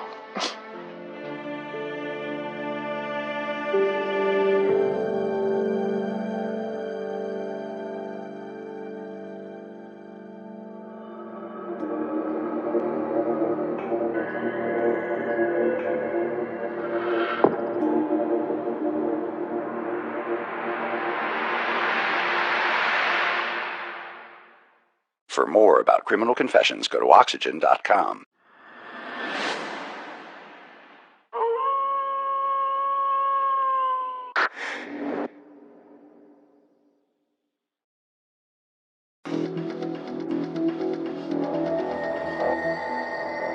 Mr. Aguilar is not in his room. My father told me something happened to Christian, we have to go. The latest on the search for the missing UF student. I called the lieutenant and said there's something really serious going on here. I need more detectives. After I did break up with him, he was very possessive, so I was staying away from him. People are so on edge, so scared. I'm not going to come back to Miami unless I go with my son.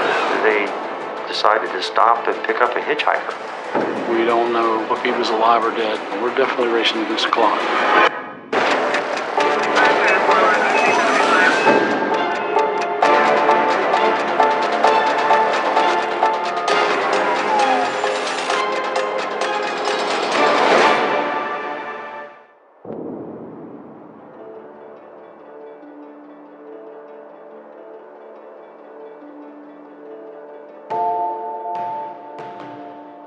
My son was going to the University of Florida in Gainesville. Christian got to his dream to become a Gator. I never saw my son so happy. He was glowing. I actually started dating Christian at the end of July. He's the kind of person you meet and you just want to be friends with. Very laid back, very funny. He's just really, really sweet. Around noon, I had just got into class. Christian messaged me, letting me know, hey, I'm gonna meet up with Pedro. Me and Christian and Pedro went to high school together. I left campus maybe around 4 o'clock. I start messaging him and there's no reply. And it's already really unlike him. He had been really fast to text. He had been really fast to answer. It gets later and later. I'm calling both Pedro and Christian because I knew they were together. Neither of them were answering. It was really strange. I was like, they must be someplace with no signal. Morning rolls around, at 6 a.m. I'm calling Christian's roommate and the guy's like, Christian never showed up. And that's when I start to get really nervous. I call Christian's family. I received a phone call at 9 o'clock saying that Christian didn't sleep in his room. Erica was really concerned about it. My name is Carlos Aguilar, and I'm the parent of Christian Aguilar. He's a student over there at the university. His girlfriend has been trying to contact him since yesterday, and he's not answering. He normally responds to his girlfriend right away, and if she's so concerned about it, we are concerned right now. This is not his normal behavior, and I'm wondering if you guys can help us. Not receiving a phone call from Christian was for us very disturbing. The last time that I spoke to him was at 3:42 p.m. Yesterday he sent me a text message. That's the last time that I heard from him. That was an agreement that we had with him when he came over here and chose UF, that the communication has to be, really clear. 103, see if you can make 1025 with a Christian Aguilar. He is a Hispanic male, about 5'3" to 5'5". I've been with the University of Florida Police Department on and off for about 20 years. We do get a lot of missing person reports, especially at the beginning of a semester when we get a lot of new students that are coming in. It's their first time away from home. Mom and dad are worried about them. Most of those cases will go to their residence hall and then find that they're there, and they just get so busy with all their other activities, especially being in a new environment and being on their own. Mom and dad kind of take a back seat, and they just haven't been in contact with them. Mr. Aguilar is not in his room. His belongings are there. There's just no one home.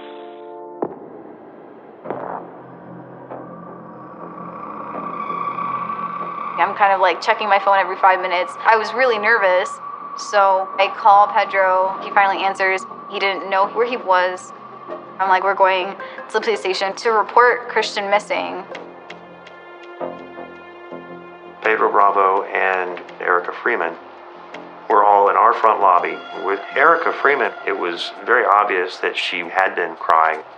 When we first got to the University Police Station, they took Pedro to the back because he was the last person that saw Christian. Let's see if we can locate Christian or figure out where he may have been. Please. How long have you known Christian? 4 years. My whole philosophy and strategy moving into that interview was to try to say, we're in this together. You came to us for help. Let us help you. Tell me what we can do to help you locate your friend. Does Christian have a girlfriend here? Yes. The girl at the front. What's her name? Erica Freeman. That's his current girlfriend? Yes. How long have they been dating? I don't know, I guess 3 weeks to a month. How long has he known her? He's known her for about same time as me, 4 years. So you all went to high school together? We all went to high school together, yeah. Pedro Bravo, he looked extremely tired. His face was drawn, his eyes were red. Tell me a little bit about where you were with Christian yesterday. The reason I wanted to talk to him is because I've been going through a very rough time, because I've been contemplating suicide, and I almost attempted at one point. What prompted you to start having these thoughts recently? Recently, college, moving out. You take classes here at UF? No, I'm a sad student. As a detective, as an interviewer, sometimes I just let them talk. Like, I remember of where I wanted to be when I was little, like what university I wanted to study at when I was little. And then I'm at this point and I'm not where I want to be. A lot of times that's probably the most revealing part of the interview. I wanted to talk to Christian ever since I got here because I know he'd be one of the people that would really help me out. Pedro was very depressed because he didn't reach UF. That was his goal as well as Christian. My son was trying to help him out. Christian liked to help people a lot. He got this ability of making you feel important when you were talking to him. He's a very giving person. So I called him up, and he agreed to meet me Thursday at 2. We got in my car, and we went to Zaxby's Chicken. And then he's like, oh, yeah, can we pull into the Best Buy? And then we went into the Best Buy, and we found the new Kanye West CD, and he got it. At this point, it was really just an exchange of information, so I felt more like, okay, I'll just see where this goes. I felt like I screwed up my future. So we're driving around and we're talking about how I want to kill myself and how my reasoning behind it, like why I want to kill myself. And he's like, you shouldn't do it. And at that point, we saw a hitchhiker, just a random guy. And I looked at him, he looked at me, he was like, oh, why not? Like, it's nothing bad, it's 2 of us against 1 person if anything happens. Pedro tells me that they decided to stop and pick up a hitchhiker. Tell me about this hitchhiker that you guys picked up.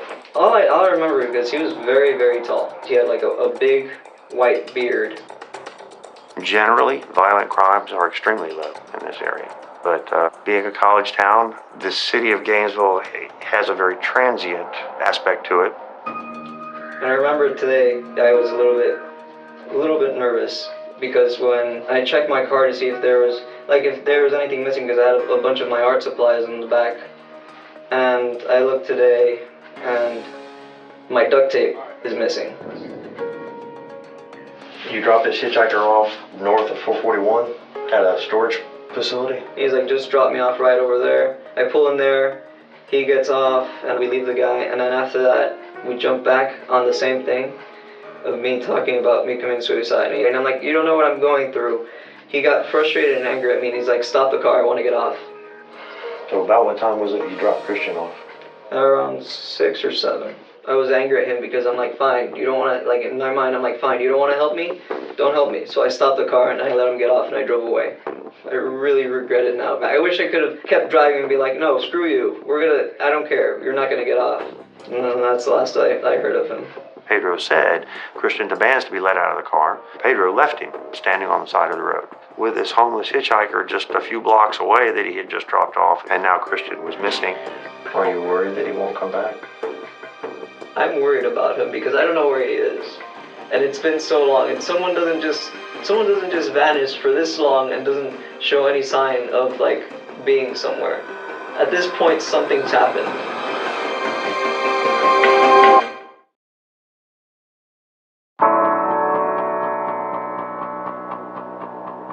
I was in my AP English class, and I hear that somebody came to pick me up early from school. And I go outside, and my father's there. He's kind of lost for words, and he just told me, something happened to Christian, we have to go. We picked up my mom, and we just booked this straight to Gainesville. At this point, all I know is that Pedro was one of the last people Christian saw. Where do you think Christian is right now? I don't know. But honestly, I just really hope he's lost. I interviewed Pedro at the University of Florida campus. Pedro explained that he and Christian got into a heated argument and that Christian demanded to be let out of the car, and Pedro was so upset that he pulled off to the side of the road and told him to get out. So about what time was it you dropped Christian off? Around 6 or 7. I said, is it possible that maybe Christian left something in your vehicle? And would you mind if I have another officer just go out and take a quick look while we continue talking? And Pedro readily volunteered.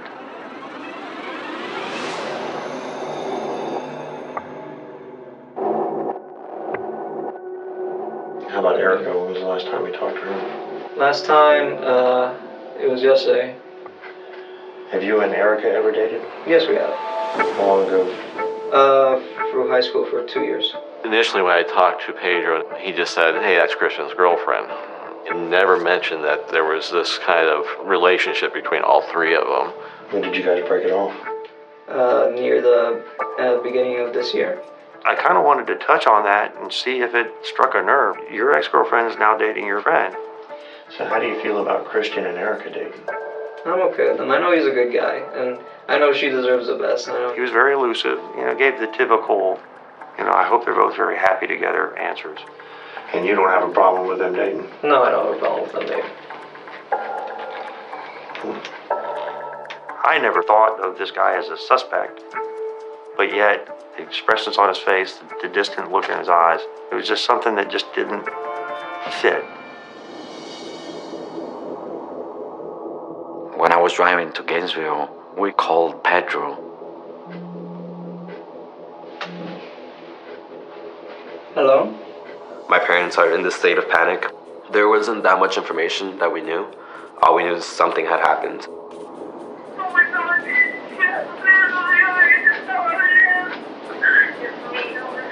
Yo tengo el mismo sentido porque él es uno de mis mejores amigos. Cualquier cosa que estés nos reclamas, ¿ok? Sí, igual, si tú sabes algo me dices, por favor. I was desperate to get to Gainesville.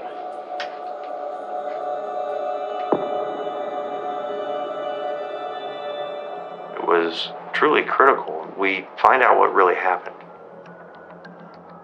Chris, where are you? I felt like I wasn't going to get any more additional information out of Pedro, and I was really, truly at a loss. So I called Detective Randy Roberts over at Gainesville Police Department and explained to him that we were investigating a missing person. We made this decision that, okay, we're going to have to get Gainesville Police Department in here. How you doing? Detective Roberts puts people very much at ease. Are you Pedro? Yes, I'm Pedro. And when he comes in and he sits down and he starts talking to you, you feel like you're talking to someone you can trust, that you can confide in. We usually work these types of cases, missing persons. So I really hope he's not missing for long. Me too. So when in reality, Randy's reading everything that's going on with your body language, with your eye movements, with your hand movements. I need to just find out, when have you seen Christian? Yesterday. There's definitely a sense of urgency when somebody goes missing because something has happened to them. We need to find them as soon as possible, get them returned. Me and him both see like this hitchhiker on the side of the road, and we decided why not to pick him up. You listen to what they have to say, and then you create your strategies as you go. What's he look like? He was very tall. He had very big hands. He gave me an age, height, weight, hair color, even that he was standing on the backs of his shoes. What was Christian wearing? He'd spent hours with him and couldn't tell me basically what color shirt he was wearing. What kind of shoes was he wearing? Dark color. Did you make any stops from the time that you dropped him off when y'all were mad at each other? Did you stop anywhere? Yes, I stopped to get something to eat. Where? At the McDonald's. About what time now? Say around like 6-ish, something like that. Then I went home. Around like 8, something like that. I took 4 sleeping pills, and I got really drowsy. Next thing I know, I woke up half dazed at 1 just to see how my phone's doing. As far as you know, we're just sitting there talking, but we've got behind the scenes a lot of people doing a lot of stuff trying to develop information in a short period of time. Remember, our evidence custodian went out and did a cursory search of the vehicle just to get clues. Either Pedro's telling us the truth, or maybe there's something that might indicate where Christian might be. And there were some things that came up during their initial observation of the vehicle. There's a receipt in your car from McDonald's at 1-something in the morning this morning. The timestamp that was on that McDonald's receipt was totally contradictory to Pedro's timeline. It was almost 5 hours after the time that he said he was at home in bed. Why the discrepancy in the timeline, unless there's more to the story? People who don't have anything to hide and don't have any reason to hide it usually remember if they get up at 1:30 in the morning from a dead sleep and go down to McDonald's and get something to eat. I might have had like the midnight munchies, just like been really hungry and gone out, but I don't. Where he's lying to me, you had to have evidence to contradict his story. That McDonald's receipt, that was something pertinent. Those little places where you order your food has a little camera. Well, Am I going to see your face at McDonald's at 1-something in the morning? Probably. Probably? Would you say definitely I'll see your face? You will definitely see my face. Now I'm getting to the point where I'm going, something's happened. I'm going to be honest with you. I'm kind of looking at you like you did something to him. You're right, I can't keep everything from you, and I have to tell you one thing. Okay. Like, in the scuffle with Chris, it wasn't just really an argument.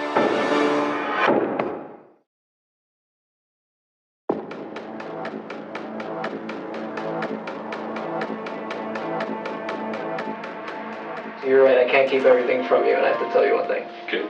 Like, in the scuffle with Chris, it wasn't just really an argument. Pedro Bravo, after I asked about the receipt from McDonald's, he changed his story just a little bit. At one point, I made the comment about Erica, and he got angry at that. The biggest thing that jumped out at me is that the guy that's missing was dating your ex-girlfriend, and the last person that he was with was you. But then he came back with, maybe you should just kill yourself. And that's when I turned around and I hit him in the face. Hard enough, at least, to bruise myself. What's the other hand? My other hand was just pain. How many times did you hit him? Just once. Sitting there going, something's happened to Christian. I excused myself. I picked up the phone. I called the lieutenant. I said, there's something really serious going on here. I need more detectives. We're definitely racing against the clock because we don't know what's happened to Christian. Pedro, what really happened to Christian? I already told you. I punched him in the face. I told him to get out. I know, but can you see how I'm having a hard time believing everything when nobody can find Christian? I know. You're the last person who saw him, yes. and you punched him in the face. Yes, and pointed out your vehicle. People in general do want to tell the truth, but they feel like it's going to incriminate them, so they'll give you pieces because they want to tell you. You have to ask it in the right way. Sometimes things happen in the heat of the moment that you wouldn't normally do. There's things you'd wish you could change, but... Exactly. Yeah. But I can also understand that if someone is messing around with the girl that I was in love with in high school, he's going to UF, where you should be going. I can see that there's some problems in there. I got to get them to justify their behavior, give them an out, lead them where I want them to go.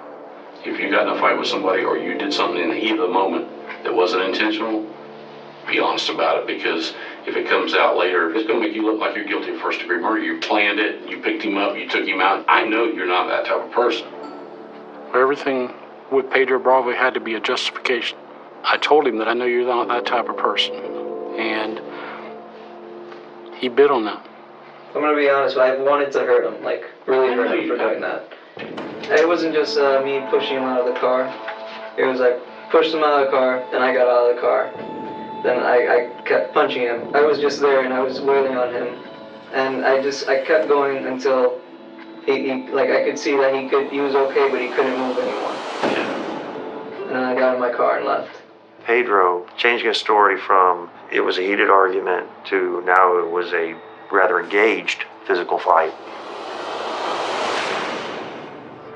I know Pedro is not telling the truth about what he knows, and I have an indication that he's done something bad to Christian.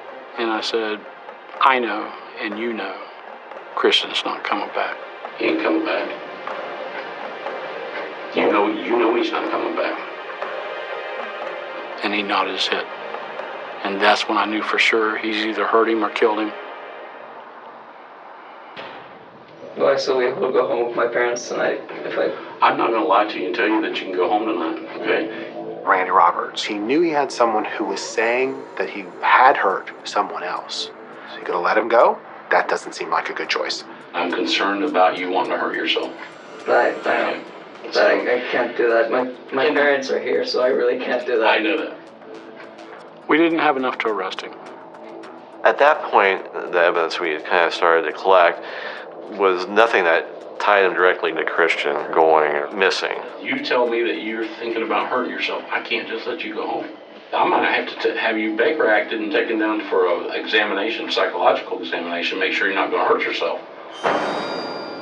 The Baker Act in Florida is an involuntary civil commitment for someone who intends to harm themselves or others. Under Florida law, Randy was able to put Pedro Bravo in a mental health facility for a short period of time, which gave him the opportunity to gather more evidence to prove Pedro committed a crime. I got detectives doing research, doing cell phone search. I got forensic investigators coming. We drafted search warrants for Pedro Bravo's apartment and Pedro's SUV. I've got detectives out pulling surveillance video. We have continued coverage tonight with the latest on the search for the missing UF student. Going into the woods, searching, but We haven't found anything. As a father, you really don't think. The only thing that you are doing is searching, and the adrenaline is, let's find Christian. There was a massive effort to find Christian Aguilar. This effort was really spearheaded by his family and his friends.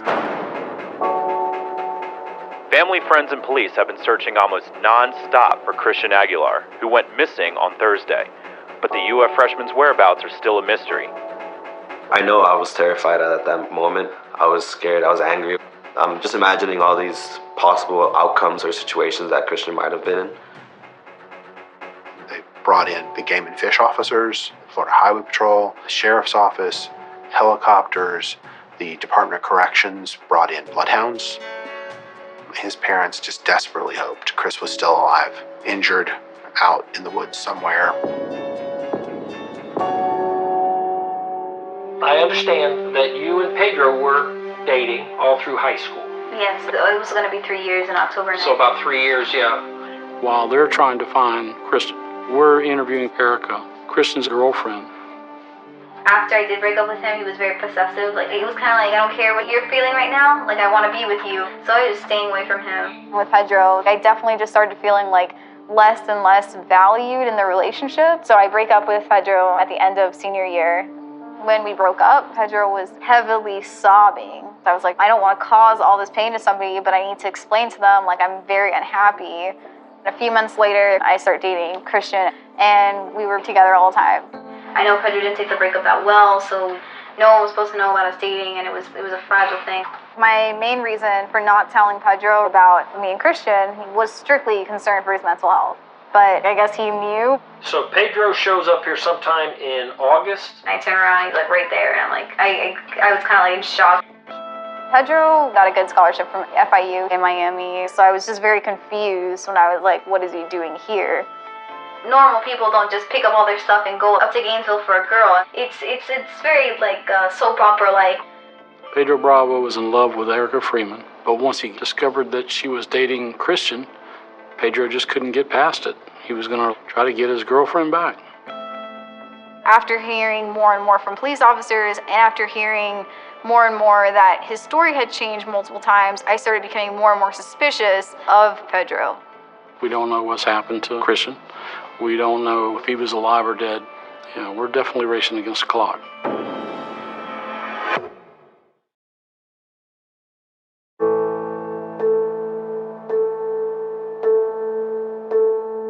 We don't know what's happened to Christian. We need to find him. Like, we were very crunched for time, because how many days can somebody survive in the woods? How many days can somebody survive, hurt? I don't know how long it's going to take me, but I'm not going to come back to Miami unless I go with my son. That's it. We didn't care about bugs. We didn't think about snakes. We didn't think about anything. Because I need to get to him as soon as possible. During the course of my interview with Pedro, he said he'd had some ideas of committing suicide. You were with Christian yesterday? The reason I wanted to talk to him is because I've been going through a very rough time, because I've been contemplating suicide, and I almost attempted at one point. Pedro Bravo ends up being taken to a mental health facility because he said he's suicidal.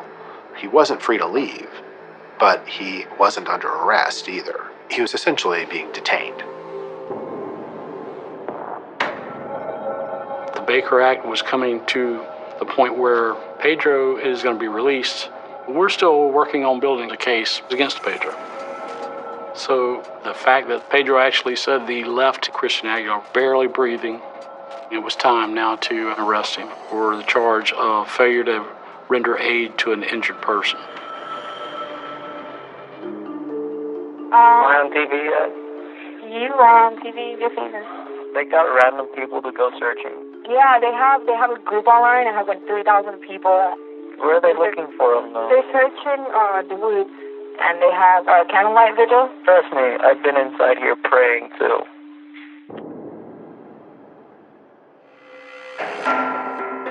I am a digital forensic specialist. I concentrate on mobile devices, and I did an extraction of Pedro Bravo's phone. Anytime somebody uses a phone, we're able to build a picture of not only where they were, but where they went, and sometimes even the route that they used to get there. The Gainesville Police Department will use that information that they gained from Matt Geckel, and they will find every video of every store where Pedro's phone went. We were ultimately able to find some logs that were kept on the iPhone that contradicted what Pedro was telling us. There was about a 5-hour period from about 8 p.m. to 1 a.m. where Pedro's phone disappeared from the network completely. This is when he told us that his phone had died.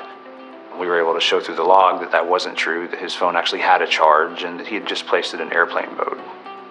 When Pedro's phone came back on the network, about 1:03 in the morning, it actually put him almost in the same area that he was in when he left. It was actually near a McDonald's where we ultimately discovered a car wash that he had visited. We found video from a car wash, and he was there for 12 minutes, washing his vehicle, which is very unusual to wash your vehicle not only at that time, but also for that long. The only thing he didn't wash was the wheel wells. We found dirt and soil underneath the wheel wells that indicated he'd been out in the woods. So samples of all those were taken. Inside Pedro's vehicle, we found blood that paint had been poured over top of. And Pedro had the paint on his fingers when I interviewed him. We drafted search warrants for Pedro Bravo's apartment. We found some receipts for items that were very incriminating, like a shovel. He lived in an apartment. He didn't do any maintenance. He wasn't working at anywhere that used shovels. One of the things we found on Pedro's phone was that he had used the flashlight app for an excessive period of time. He had used it for over 40 minutes. It's a long time to use your flashlight app on your phone, unless you're burying a body in the woods. All the evidence pointed to GPD is not working a missing persons case, they're working a homicide.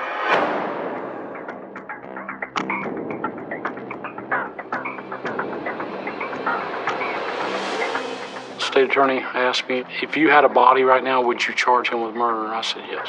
And he said, you have enough probable cause for that? And I said, yes. A lot of evidence was obtained. He did give admissions without a total confession.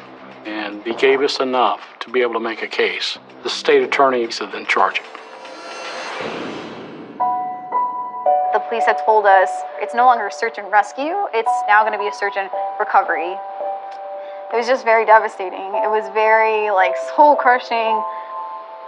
Eventually, I go to, the first officer I see, and I'm like, I want to go talk to him. We're in so much pain. There's got to be something I can do, please. And we had fears we're never going to find his body. I wanted Pedro to tell us where the body was. We need you to help us with everything you know. You know how this is eating me up? No. You're not allowed to complain. You made the choice. And I'm sad, and I can't sleep, I can't eat. The only thing I'm in here for is to talk about Christian. Where is he? Where did you put him? What's going on? He just keeps referring the conversation to himself. I'm so sorry. It's so hard on the outside. You say you love me. Please. I need help. I need your help. Please. But I really, really want to find Christian. I really, really want to find him. You know what, Erica? I honestly thought you were everything in this world. I honestly thought that. But you know what? I lied to myself. Just came to a realization that, the person that I thought I knew, that I dated, and that who I was friends with, and who I, shared laughs with, and all these things, that person did not exist. Maybe that person never existed. I was a liar to myself. Randy felt strongly that it was a murder, but he did not know that it was a murder. We didn't have a body. It's harder to prosecute a case without a body. You have to clearly establish that the person is dead. That's an element of the offense. When they told me that they 90% believed that my son was dead, that was the worst day of my life. I started crying. I broke. My family didn't want to believe it, and I said, well, we don't have to believe right now. The only thing that we have to do is keep our faith, keep looking, because without his remains, it's not going to be no justice. This guy is going to walk away if we don't find Christian's remains.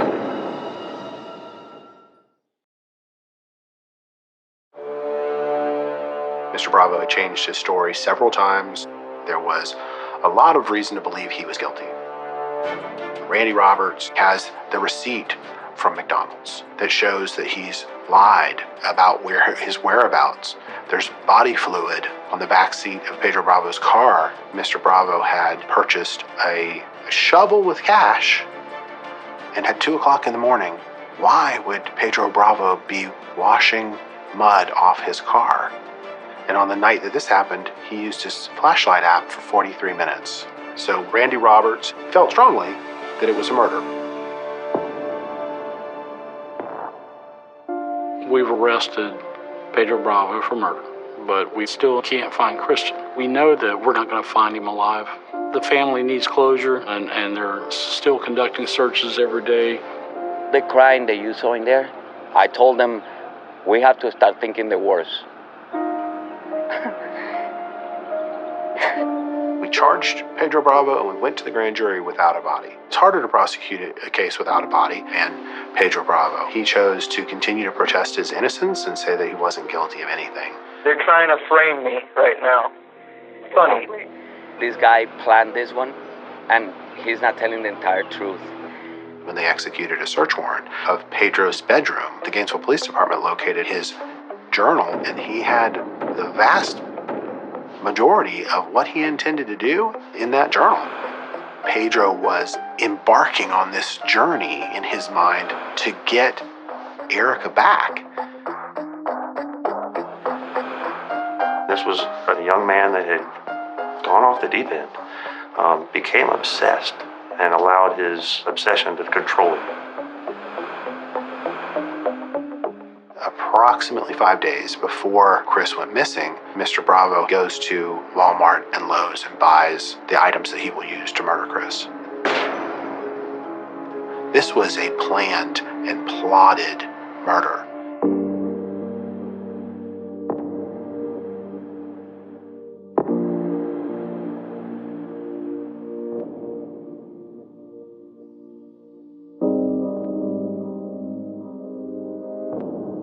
I got a telephone call. The Levy County Sheriff's Office had located a body at a hunt camp, and that they believed it was going to be Christian. I walked up about the same time and I said, "Is that a human head?" We had forensic anthropologists from the University of Florida and their team come up. I had brought Christian's dental work to the anthropologists, and he made a positive identification while they were still at the scene. Christian's body was severely decomposed. He was bound with duct tape at his ankles, at his hands, at his mouth, and around his neck. It looked like a human skull face down. The only person I could think of was a boy missing from the University of Florida. People that we care about are buried face up. And our enemies are buried face down. And Chris was face down when Pedro left. It was pretty sad. To my family, all completely destroyed. With something that we never imagined. That somebody would hurt my son like that. Never. Pedro wanted Christian to be removed so he can stay with Erica. But I think they had involved more emotions than that. It was envy. It was he being not able to fulfill his dreams in the university with the girl, and showing Christian as a projection of his dream being fulfilled. I think he's just pure evil. Yo te recomiendo una cosa, no converses con nadie. Josefa, ya me voy a quedar callado. La misma persona que está puesto al lado tuyo es la persona que después puede, ser utilizada en tu contra. Pedro Bravo's in jail with a bunch of people who want to get out of jail. And they're listening very intently to everything he says. And if it's information that they believe may help them in their case, they're definitely calling us. My lawyer needs to come and talk to me because I got some stuff I want to say.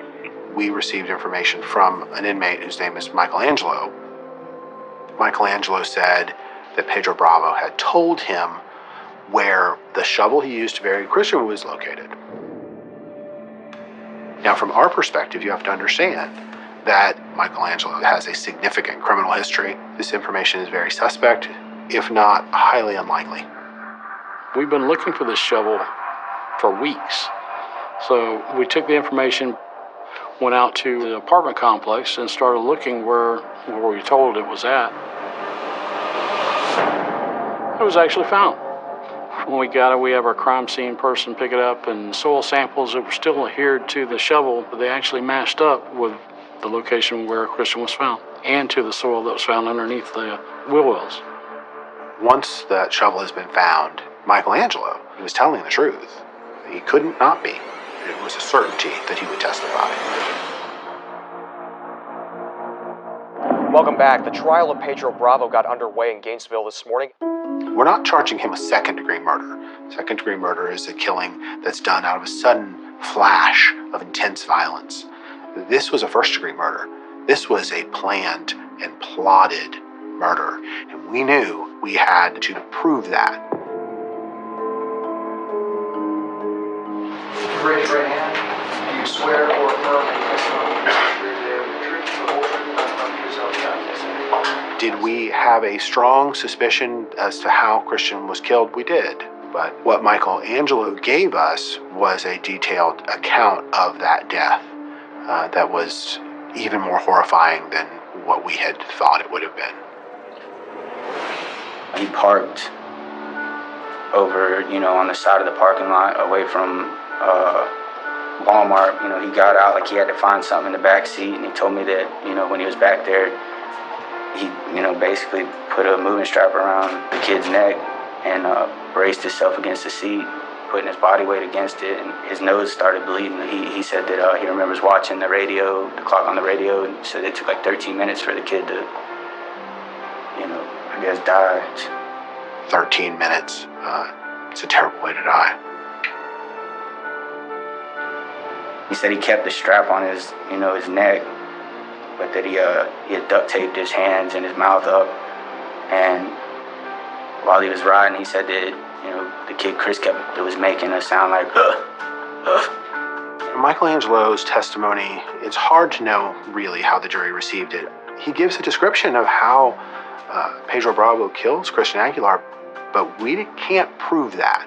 We don't have any reason to believe that the cause of death was a fight. We have every reason to believe that he strangled him. All rise for the jury. We'll be adjourned until tomorrow morning, trial at 9. The jury's going to deliberation. There's like this, again, this sense of panic. You hear about like people who don't get charged or convicted. To the public, it seems like, why wouldn't you convict this person? It doesn't make sense. What did the jurors see that you didn't? We're just worried. We didn't know what to expect.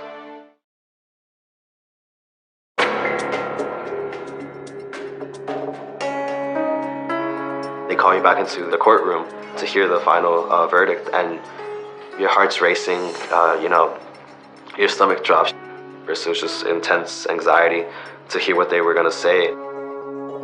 Pedro admitted Christian Aguilar had suffered probably life-ending injuries and that he had abandoned him. We certainly argued to the jury that this was a confession. We, the jury, finds as follows as the defendant, Pedro Andres Bravo. The defendant is guilty of first-degree murder. Mr. Bravo was convicted as charged on every count: first-degree murder, kidnapping, the unlawful transportation of human remains, tampering with evidence, lying to a police officer in a missing persons investigation, and false report of a crime. He was sentenced to life imprisonment, and in addition to that, he was sentenced to 46 additional years in state prison.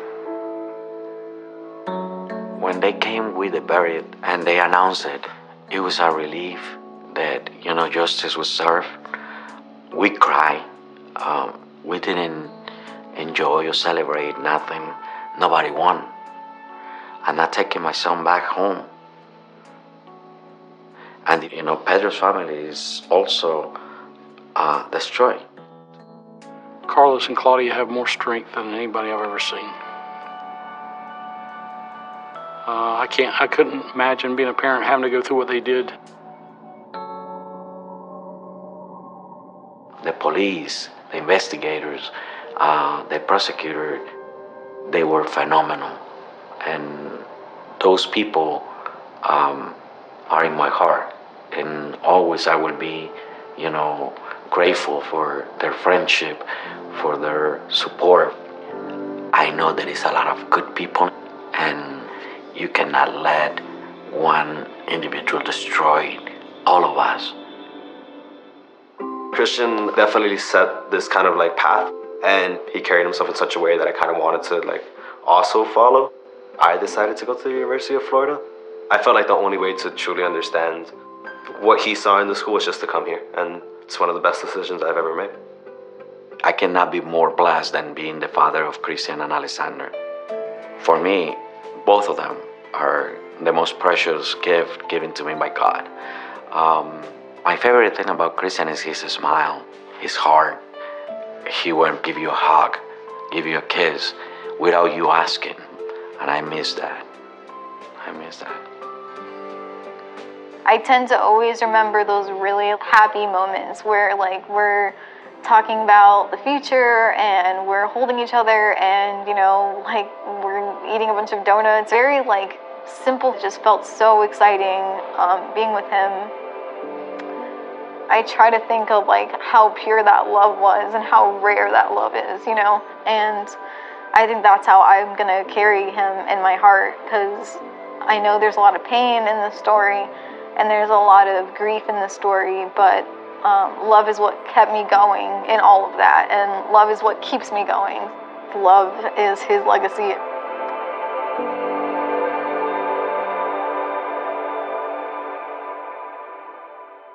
For more about Criminal Confessions, go to Oxygen.com.